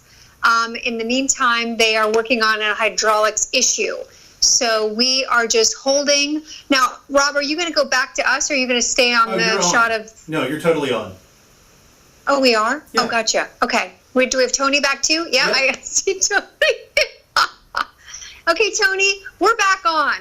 So you have to look at us again while we're waiting for more information about this United Launch Alliance Atlas V rocket. There's a hydraulics issue. That's all we know. They're working on it. It was supposed to take off at 2:57 p.m. That's when the launch window opened. But now we wait. Sometimes this happens. There are technical issues that have to be fixed. Obviously, we want everything to be in tip-top shape before that rocket takes off. So Tony and I are back. And to answer Rob's question, what's it like to be a space reporter? It's awesome. I mean, it's a great, great job. And I think that even when I tell people what I do and they hear that title, people are always just like, that's the coolest job title I've ever heard. So it's pretty neat. What do you think, Tony? Yeah, I agree. It's an awesome job to have. My mom constantly is telling me to be very grateful for the job I have. So I am. I'm very, very lucky, especially because this is my first, big job out of college and everything. I majored in journalism, and this is my first big journalism job. Hold on one second. The hydraulics that caused the unplanned halt of T-minus 46 seconds. Once that issue is resolved, we will establish a new T0. We do still have about an hour and a half left in our launch window for today's launch. We have a bit of time left to work through this issue. All right, so I don't know if you guys were able to hear, but basically teams are continuing to work through the hydraulics issue. Right now a new T0 hasn't been established because they first need to figure out what went wrong and make sure that everything is okay. But they did say, and like we can see here on the time, we still have about an hour and a half into the launch window for the rocket to lift off. So we still have some time to figure that out, hopefully. But going back to Rob's question about how it's like to be a space reporter, it's really cool. I mean, a lot of our job involves covering rocket launches, and it's awesome to have this job and to live here on the Space Coast, because you can obviously be a space reporter for a lot of other media outlets, a lot of other major media outlets, but they're not based here on the Space Coast. We are, so it's very, very cool. I mean, we have a little office, a little blockhouse here at Kennedy Space Center where I can see Launch Complex 41 and Pad 39A, right from the roof, right from the window inside. And that's definitely, an experience I never thought I'd get to I would get to cover and witness and be a part of. So it's definitely amazing. Tony, Tony, it's not a normal job. We've got a question on Facebook. What is the white smoke venting out of the rocket? So that's just the venting for the fueling. That's normal. That should be happening. Basically, if it doesn't happen, that means that they're probably at the that they might be holding then the launch. It might not happen. It might be a scrub or a delay till tomorrow. But yeah, that's just that not only happens with Atlas V rockets, it also happens with SpaceX's Falcon 9 rocket. It's just part of the fueling process. I believe when they're venting, and correct me if I'm wrong, Rachel, and I'm not sure if you know for sure, but I think it's to maintain that liquid hydrogen temperature at that same like kind of nearly freezing point. Do you know? No. Oh, okay. Well, I think that's what it's basically. It's part of the fueling process. So it's normal. That's good. We want that. If you don't see venting, especially at this time, then it's like, uh-oh. Okay, so can you guys recap what this mission is for people who are just tuning in? You bet. So everybody that's just joining us, I'm seeing all of your comments and questions. Basically, today is the Space Force's first ever national security mission. They are launching an advanced, extremely high frequency military satellite aboard the United Launch Alliance Atlas V rocket. So this is the 6th satellite in a constellation of satellites. They started launching, I think, back in 2010. So there's already 5 up there in space. This is the 6th satellite to join this constellation, which really basically means that the constellation is complete. It's ready to go. It's at full power, if you will, once this 6th one is launched and all working together. These are military communication satellites, and they're super high-tech, super advanced. You can imagine it's the Space Force. So that means that the whole point here is that the satellites are going to be very protected. They're going to be jam-proof. They're going to be, really even nuclear-proof, they say, so that if our adversaries try to take out a satellite, try to literally blast it or shoot it, that it's protected, so that the military, all branches of the military, can continue to communicate with each other, and our partners overseas, the United Kingdom, Australia, the Netherlands, they're all a part of this. So that's what is going up today, is the AEHF-6. 6 just stands for the 6th satellite. The launch window opened at 2:57 p.m., but they have run into some technical difficulties. We know there's a hydraulic issue. We know that they're working on it. It's a 2-hour launch window. That means they have all the way up until 4:57 p.m. So it's 3:30 now. Hard to say. We don't know if this baby's going to go today or not. We hope it does. It's beautiful. Tony, if it doesn't go today, what is the latest on weather for tomorrow? So actually, weather improved slightly to 90% go. Today it was an 80% go weather forecast. So if tomorrow it's even better. It's only 10%. 80% is still a really, really good chance. Atlas's 665th launch and the 83rd launch of the Atlas V configuration. Let's take a look at the history of Atlas, which first launched in 1957.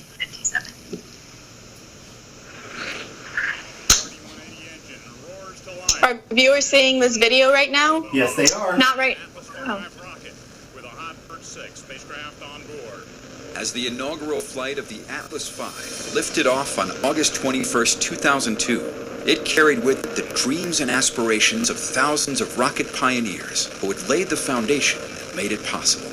Atlas V continues the Atlas legacy of innovation and accomplishment that has been vital to our nation for more than half a century. Named after the mighty giant of Greek mythology who carried the world on his shoulders, Atlas was conceived as a weapon and a deterrent, but evolved into a system that pushed the envelope with trailblazing innovation and steadfast reliability. At the request of the Air Force, Charlie Bossert and his San Diego-based engineering team began work on a demanding set of requirements to design an intercontinental ballistic missile capable of delivering a 1,500-pound warhead to a target 5,500 miles away. Their answer, which became known as Atlas, was the top national priority in 1955 as the race with the Soviets engulfed the country.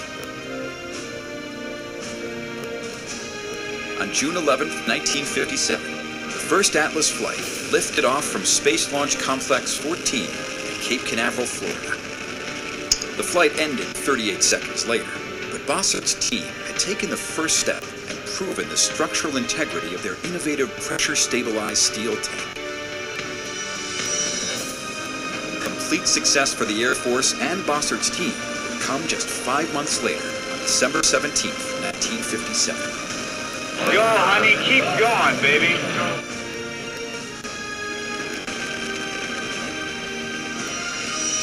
Though the Soviets had beaten the U.S. to space with the launch of Sputnik in October 1957, President Eisenhower would counter a year later when Atlas 10B delivered his holiday message of peace from orbit 180 miles above Earth. Known as Project SCORE, the orbiting Atlas booster became the world's first communication satellite. This is the President of the United States speaking.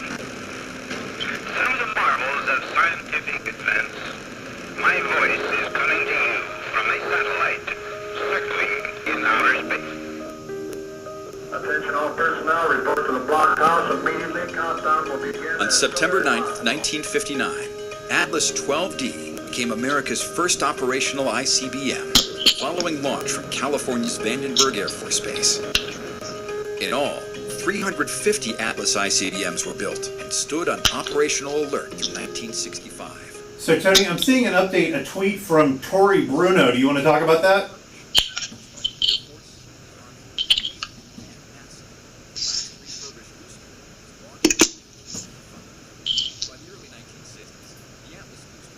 Okay, neither one of you are here. All right, we'll go back to the video. Just an update. ULA CEO Tori Bruno has tweeted out, causes understood, working on a solution, stand by. February 20th, 1960.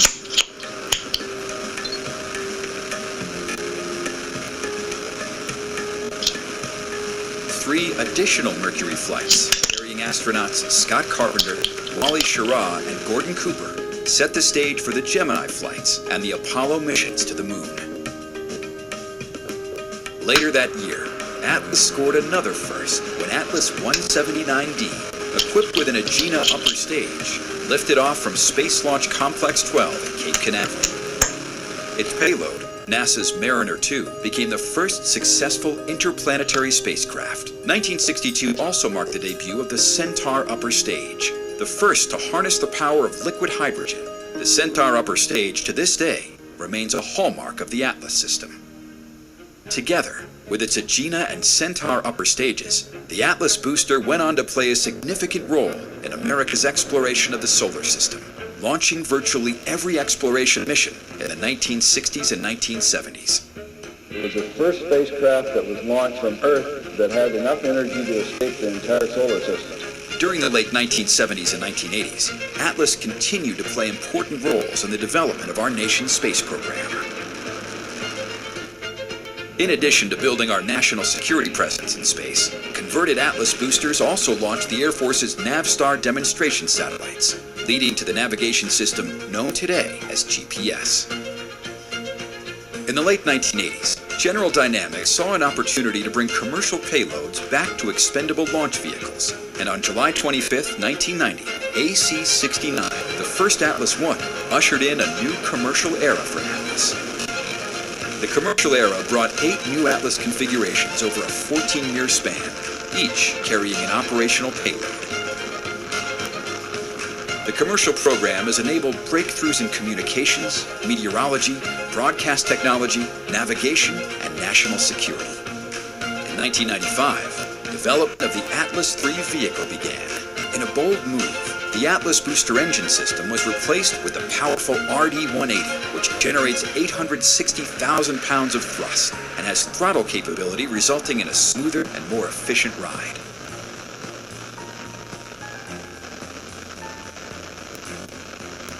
Making its debut from Space Launch Complex 36 on May 24, 2000, the Atlas III provided a substantial performance improvement over the Atlas IIAS. Reliability was increased by reducing the number of engines from 8 to 2 and the elimination of 5 staging events, as well as more than 10,000 parts.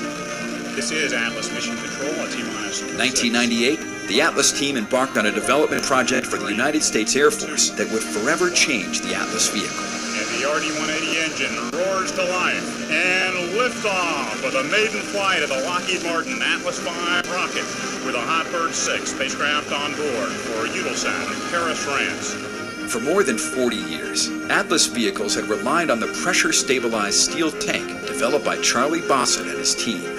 In a departure from conventional thinking, the Atlas V development replaced the tank with a structurally stable common core booster. In addition to vehicle modifications, the team took a new approach to processing and launch. Atlas V processing is done vertically, and the mobile service tower has been replaced by a mobile launch platform, which carries the entire assembled vehicle to the launch pad, ready to fuel and launch. The Atlas V is expanded to multiple payload bearing and solid rocket booster configurations, as well as re-establishing a launch capability from the West Coast at Vandenberg Air Force Base. The Atlas vehicle has a long legacy of accomplishment.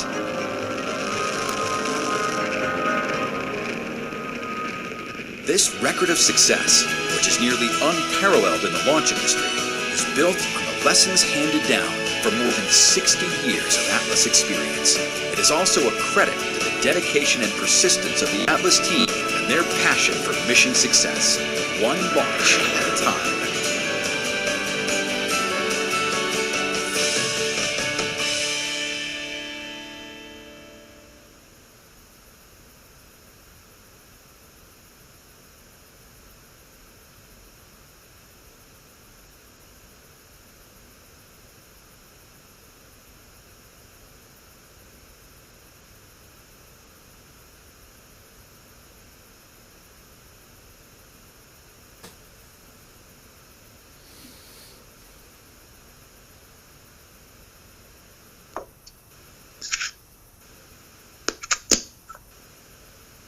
LC Locks 2. Go Locks 2. We would like to recommend a transfer line rechill at this time. Roger. And what is the timing? What's the typical time for that reach up? But yeah, go to proceed. Stand by, will advise. Okay, go ahead and proceed, and just looking for when that would be complete. Roger.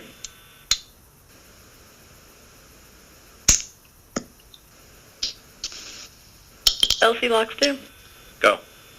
It'll be about 10 minutes. Roger.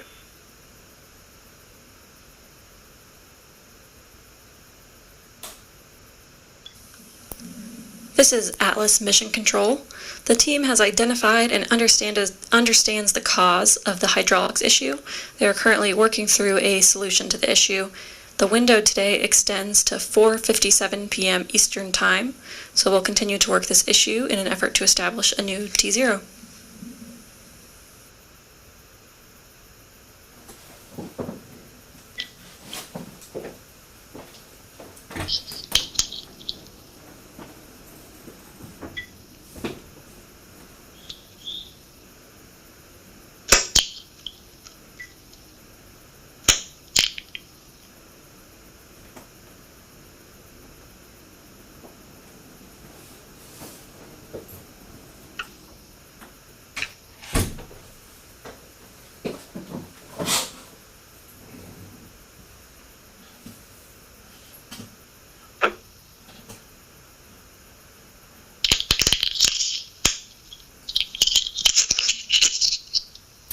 Rachel, you are on.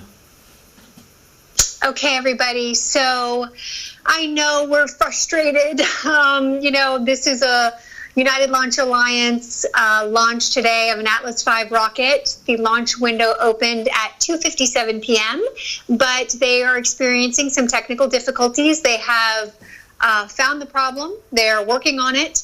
And so now we are just waiting for a new launch time. In the meantime, I think Tony, the other space reporter here at Florida Today, is going to be joining me. We also have Emery Kelly, who is also on site at Kennedy Space Center covering this launch. So the launch window is a 2-hour launch window. So that means that they have all the way until 4:57 p.m.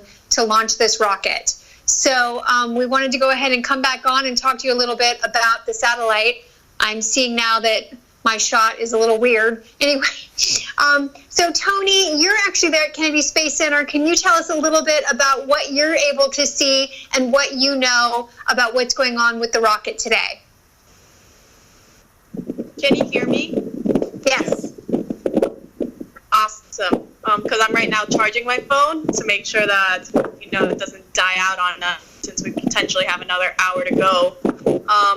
So we are here at the Space Center. It's actually kind of sad. Some KSC workers, they came down here to the press site. We're there at the countdown clock to watch the launch at 2:57 when it was originally supposed to lift off, and now they obviously went back to work. So we are once again deserted. Only me out here right now. Hey, Tony, try not to turn around. If you just keep looking directly forward, the wind doesn't hit your mic as much. All right. Can you hear me then? Yeah. Okay. Yeah, as I was saying, there were some people right behind me down there at the countdown clock to watch the launch when it was originally supposed to lift off at 2:57. Obviously, that didn't happen, so they had to go back to work. So now it's, again, just me, and obviously then Emery Kelly downstairs and out inside our blockhouse. But don't worry, we're practicing our social distancing, so we aren't, in contact. But it's a lovely day here at the Space Center. It looks beautiful. So definitely in terms of weather is go for launch. So that's not the issue. The issue is something internal with the rocket. As they said, the hydraulics. Tory Bruno did say, though, that the cause was understood, and now they're just working through that issue so that we can establish a new T-0 time. Yeah, so for the folks that are just joining us, just a reminder, this is the launch of an advanced extremely high-frequency satellite. It's the 6th satellite in a constellation of military communication satellites. They're super high-tech, super protected, jam-proof, mega powerful satellites. And we are currently experiencing a hold. Oh, are they saying something? Hold on one second.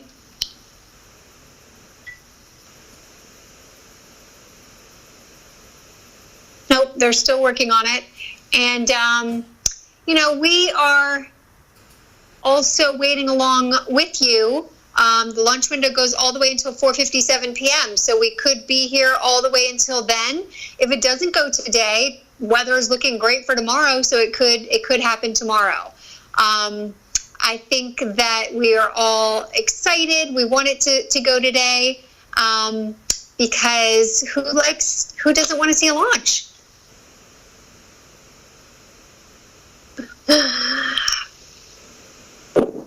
I definitely want to see the launch. I'm here at the Space Center. I want to see the launch. I know. But yeah, no, we'll see. I'll be right back. So Rachel, please keep them company. Okay, yes. Hi.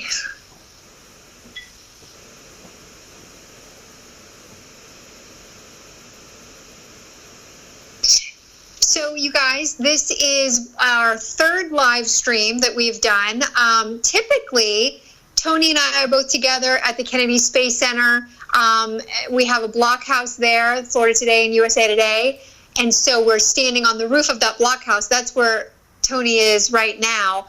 I'm actually today at the Florida Today offices in Viera, Florida, because we are practicing physical distancing because of the coronavirus. So it's a little different today. It's a little technically challenging for us to sort of be in touch, keep everything charged, go to the live stream, have all this happening. But I think we're doing a pretty good job. So we're trying to bring you this launch today because, obviously we are all now really dealing with the coronavirus outbreak. A lot of the news is about that, of course, because it's so important to what's happening right now. But we want to bring you this launch coverage because launches are important too. And they're also typically really inspiring and uplifting. And we wanted to bring that to you today. So hopefully we're going to get to do that still. We are still potentially about an hour. I mean, they could take the entire time to come up with the fix. If they need it. And that's what we would want them to do. Again, this is the advanced extremely high frequency satellite. This is the Space Force's first ever national security mission. So that's also a new kind of unique element to this launch. The Atlas V rocket, actually for the first time ever, has the Space Force logo on the rocket. So it's the American flag and then the Space Force logo and then the Atlas logo. The Atlas is the Atlas V rocket manufactured by United Launch Alliance. The satellite is made by Lockheed Martin. So that is all of the components of this launch today. We know that there was a hydraulic issue. We don't know much more than that. Engineers are working on it, and hopefully we are going to get a new launch time soon. I'm going to pop over here real quick and look at our Facebook comments and see if you've got questions for me.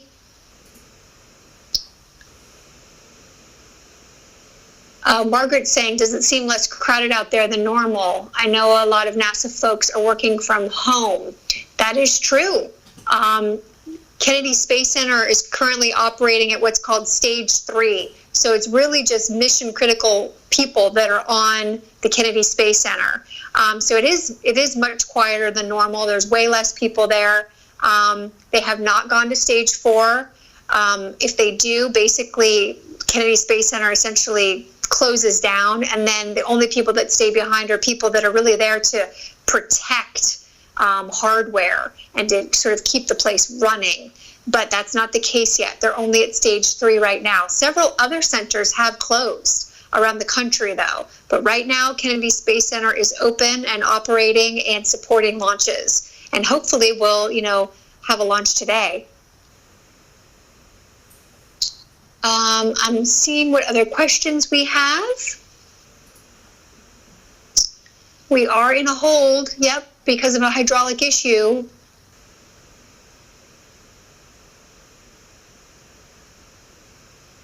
I'm seeing if folks are asking. I've got a lot of comments. We've got people from all over the country that are watching. And let me check ULA real quick to see if we have anything new from them. Okay, so Tori Bruno, who's the CEO of ULA, just tweeted. He said, bad amplifier card on a ground system hydraulic pump controller, working on a solution. So again, Tori says, bad amplifier card on a ground system hydraulic pump controller, working on a solution. So I'm not an engineer, so I'm not familiar with that part. But hopefully they're going to be able to fix it quickly. This is Atlas Mission Control. The issue seems to have been caused by a bad amplifier card on a ground system hydraulic pump controller. The team is working on a solution to this issue, and again, we still have until 4:57 p.m. in this launch window, so we're working to find a solution to the issue, and we'll generate a new T0 when available.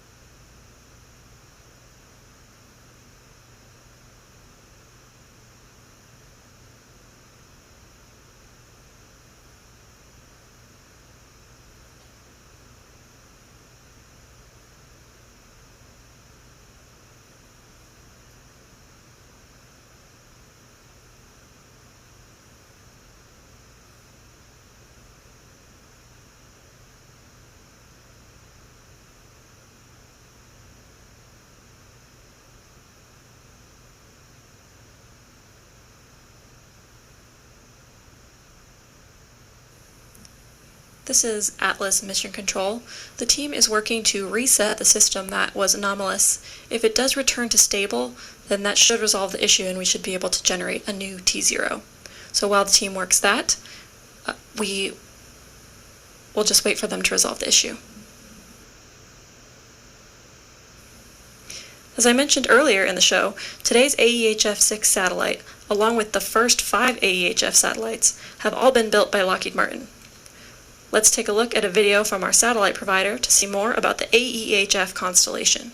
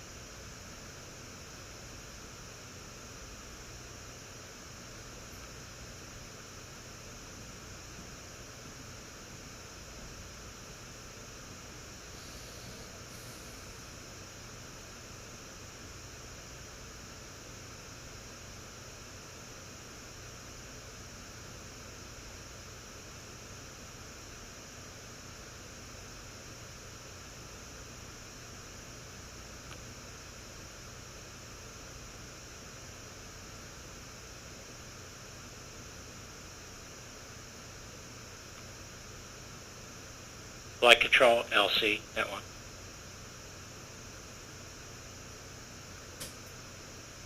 Go ahead, this Flight Control.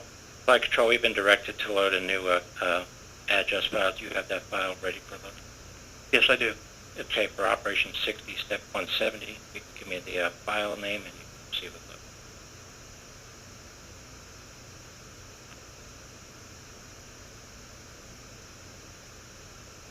I'm sorry, can you say again, Launch Connect? Yeah, I just need the address file name and then you can proceed with it. Yeah, it's address _ AV086 _ 06. Roger, 06, proceed.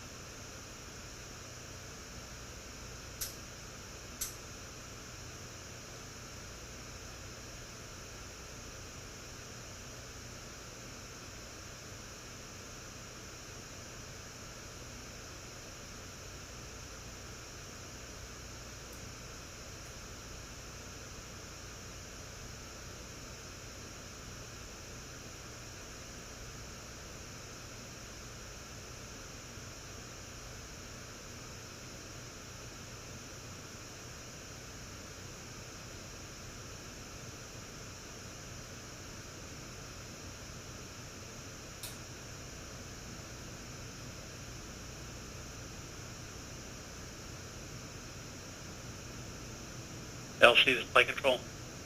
Go flight control. Step 170, contingency file adjust underscore AV086 underscore 06 with SDLCRC Delta Foxtrot Charlie has been verified and loaded into the Inca. Roger.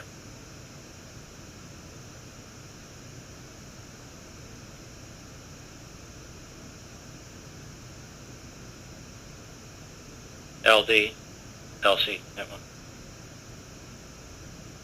LD on 1. Want to make sure you heard we have the address loaded. SDLCRC Delta Foxtrot Charlie. Copy that, thank you.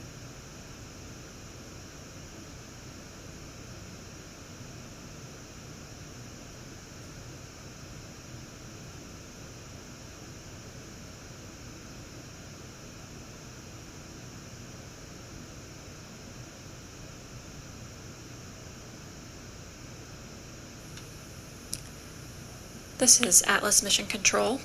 After the hold, the launch team completed procedures to back out of the partially completed terminal count. We're waiting on resolution of the issue that caused the hold before a new launch time can be determined. After that point, we will reconduct the launch readiness poll at L-7 minutes and continue through the launch count as normal. So we'll just wait for the team to finish up resolving that issue, and we'll have a new T0 shortly.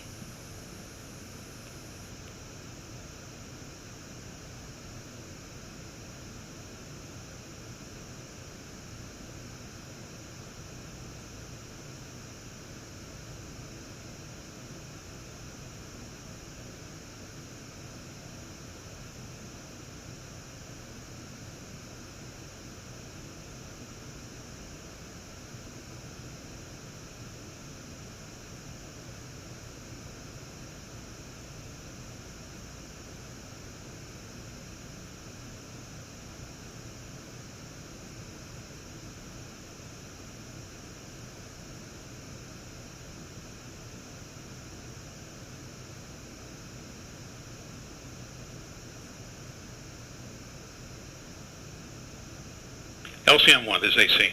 Go AC. Ready to outbrief the booster hydraulic issue. Roger. LD net 1. LD. MD net 1. MD. Proceed AC. Okay, the team did a couple of troubleshooting activities to hopefully get us in position.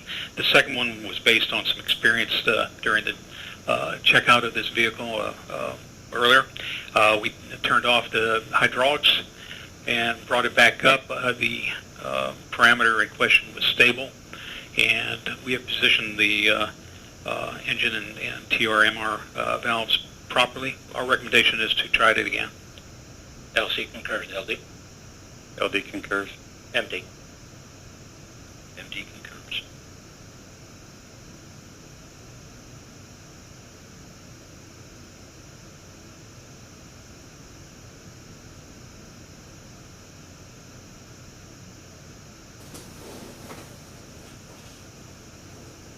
Okay guys, I'm not sure if you heard that or not. This is Rob with Florida Today. The engineering team at ULA has developed a troubleshooting test that proved successful in resolving the ground hydraulics issue. They are standing by to establish a new launch time for today. The engineering team developed a troubleshooting test that And they're about to tell you the same thing on the ground ULA hydraulics feed. issue. So we are standing by to establish a new launch time today.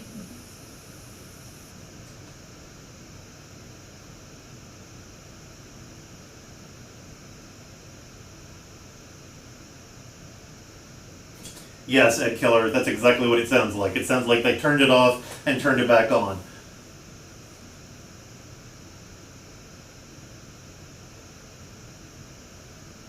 And for the team on net 1, we'll pick up operation 80 step 330 when we get new T0 direction.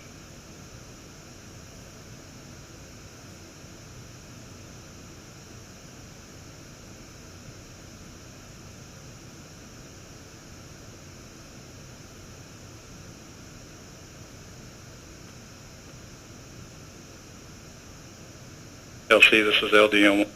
Go LD. Yes, sir. Please coordinate a new T0 of 2018. Roger, 2018. Good. ALC, set countdown clock for new T0 at 2018. All right, RC, folks, please. it looks like we're looking at a new launch time of 4:18 this afternoon. So roughly 9 minutes. Hey guys, can you hear me? Yes, Antonia?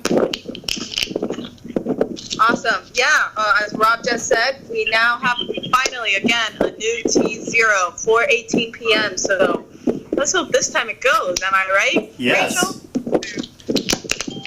By the way, I forgot to ask you, Chica. Do you think it'll launch today?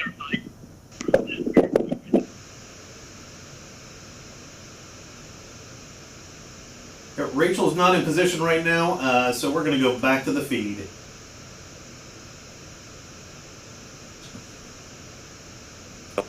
Go ahead, Ascent. Countdown clock has been set for new T0 of 20:18 Zulu. Roger. This is Atlas Mission Control. The launch team has coordinated a new T0 of 4:18 p.m. Eastern Time.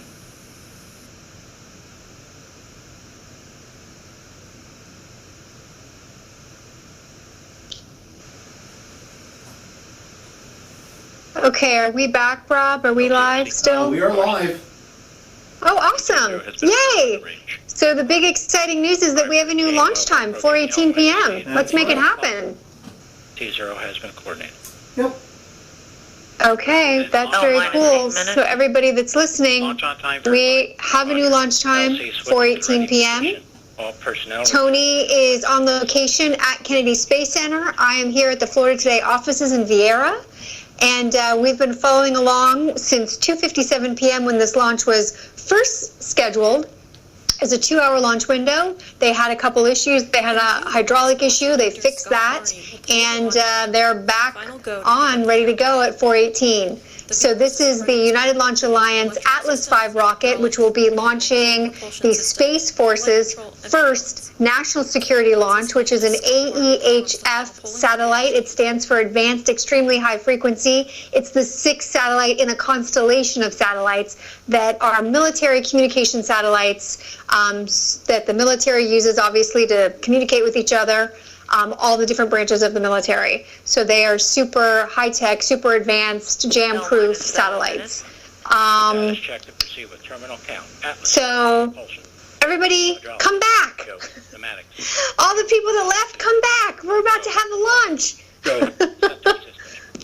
Your hair looks so crazy. Go. Number 2. Go. Your hair, yeah, I know. You're looking a little worn out there. Go.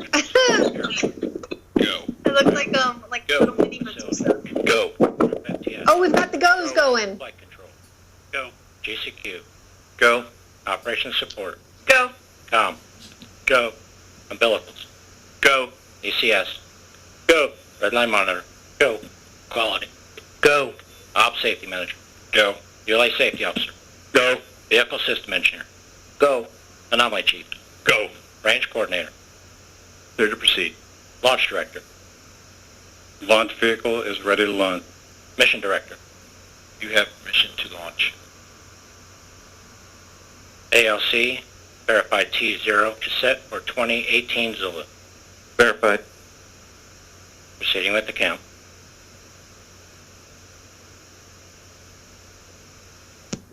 All right, so that's good news. That means we are go for launch. It's now T-minus 6 minutes. Pretty exciting. Yes, Monica, one of our Facebook viewers, said she never left. She said, I'm still here. So thank you, Monica, for not leaving us. We've been hanging in there. Sometimes this happens. Obviously, there are issues. They figure it out, and they keep going. That's what's so amazing about it. I mean, if you really think about it, all these folks are working behind the scenes and fixing this stuff in real time so that they can still launch a rocket into space. Like, holy smokes. I think that's amazing. Okay, so guys, we have about a 40-second time delay on our live feed. So at right about a minute in the countdown, as you're hearing it here, you need to make sure you're already in place. Because that means in 20 seconds from when you hear 1 minute here, it's going to be launching. So we've got a little bit of a lag on our live feed. A final status check of Atlas, Centaur, and AEHF-6 readiness is conducted at T-minus 25 seconds. At T-minus 3 seconds, the RD-180 engine will roar to life. After liftoff, you'll hear the voice of Jesse Gonzalez providing launch vehicle ascent data.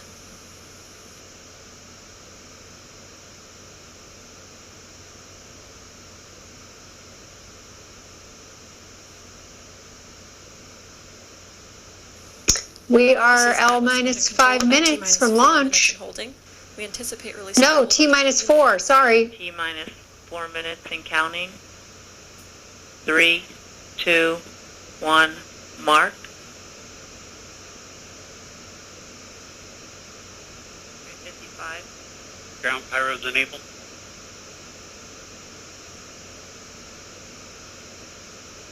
So 4 minutes away from the launch of the Atlas V rocket, sending the advanced extremely high frequency satellite to space for the Space Force. This is their first national security launch. This is the first time the Space Force logo is on the rocket. Sometimes when they go to the close-up shot, you can see that. The clock has resumed, and we are go for launch at 4:18 p.m. Eastern. So, Rachel, looks like we're going to get a launch today, folks. Rachel, just a reminder to our viewers here on the Space Coast and anywhere in Florida, if you're going to try and watch this outside, now is a great time to get in position to watch the launch. So go ahead and if you're not already making your way outside, go ahead and make your way outside now. Yeah, in fact, I'm going to step off camera precisely for that. Atlas tank flight pressure. 2 minutes, 50 seconds. FTS and turtle.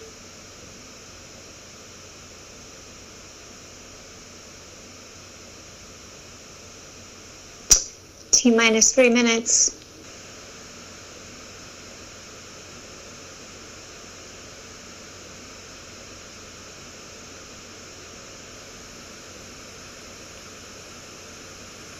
Very exciting that we're going to have a launch today. It seemed like for a moment that we might not, but it is happening. We are minutes away from the launch of the Atlas V rocket from Cape Canaveral.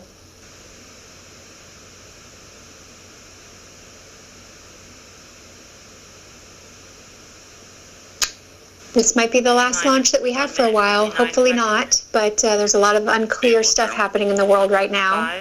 Sequencer start. 150. Securing Centaur LH2. Securing Centaur LO2. 140. Launch enabled. 137.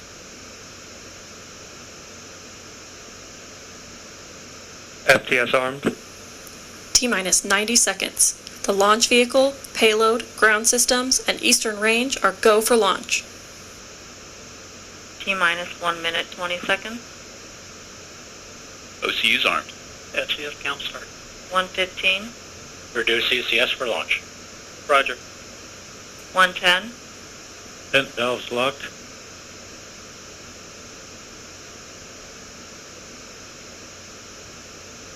T-minus 1 minute. T-minus 1 minute. Report range status. Range green.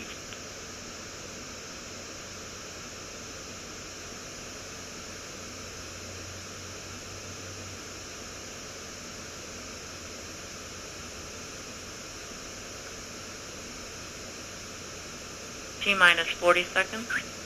Stable at step 3.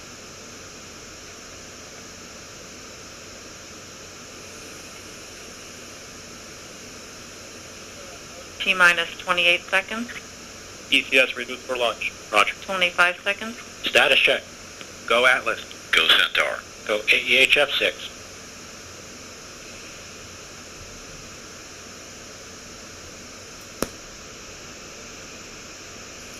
T-minus 10, 9, 8, 7, 6, 5, 4, 3, 2. We have ignition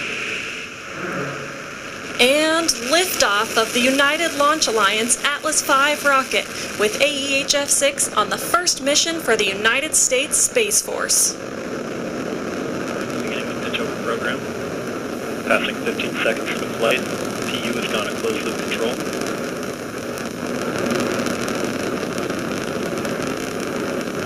The RD-180 is throttling down to 67% thrust as expected. Engine response looks good.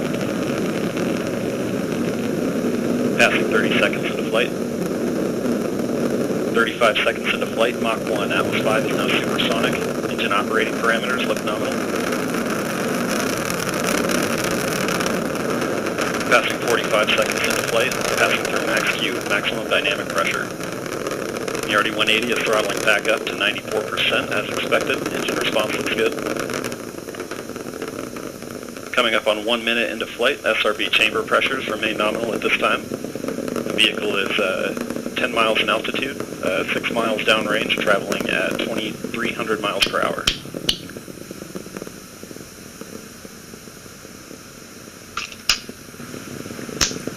.75 seconds into flight, the RD-180 is throttling to 75% thrust as expected, standing by for SRB burnout shortly.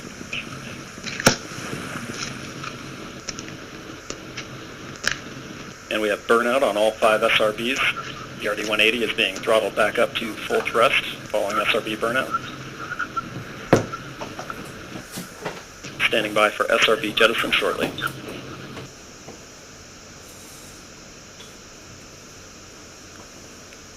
And we have jettison of all 5 SRBs.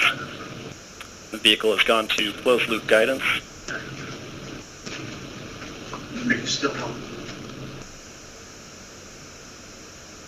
Passing 2 minutes into flight, the RD-180 pump speed and fuel injector pressures remain nominal. PU continues to drive mass errors towards 0. The vehicle is now 40 miles in altitude, 56 miles downrange, traveling at 5,000 miles per hour.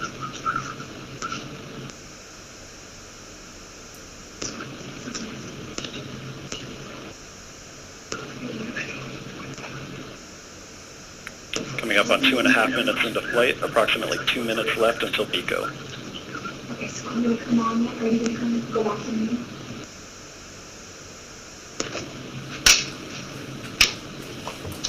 And the RD-180 is now throttling to maintain a constant 2.5 G acceleration, and the Centaur reaction control system is now pressurizing to flight levels.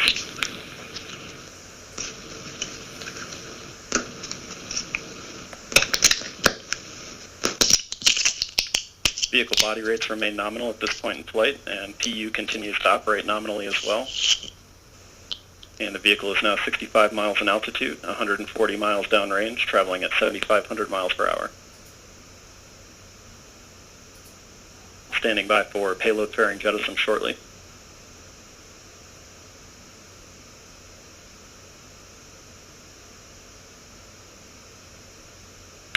And we have good indication of payload fairing jettison. And we have Centaur forward load reactor deck jettison. BECO is in approximately 1 minute. And the RD-180 is throttling back up to 95% thrust as expected. Engine response continues to look good.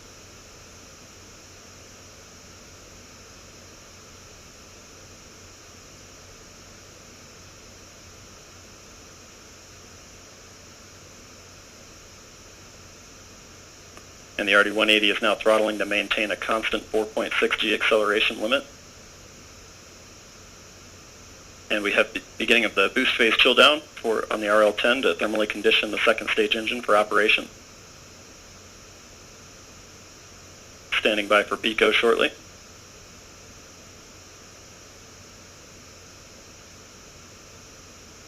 We have the end of boost phase chill down.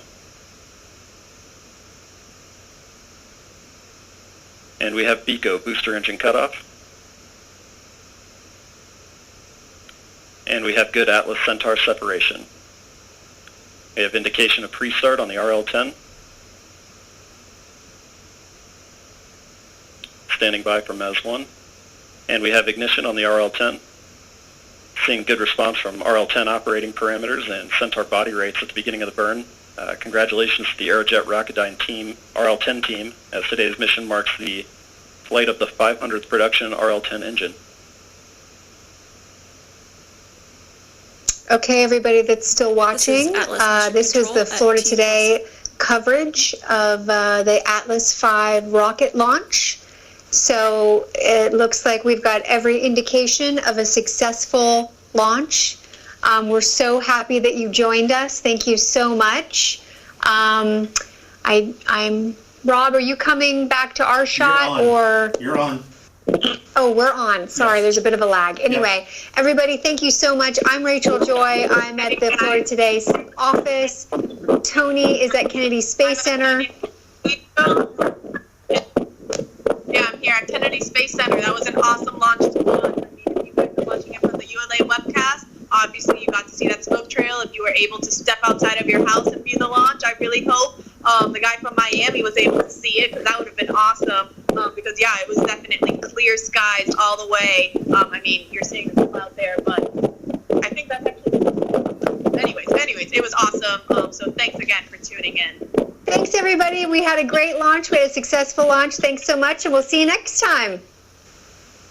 Bye.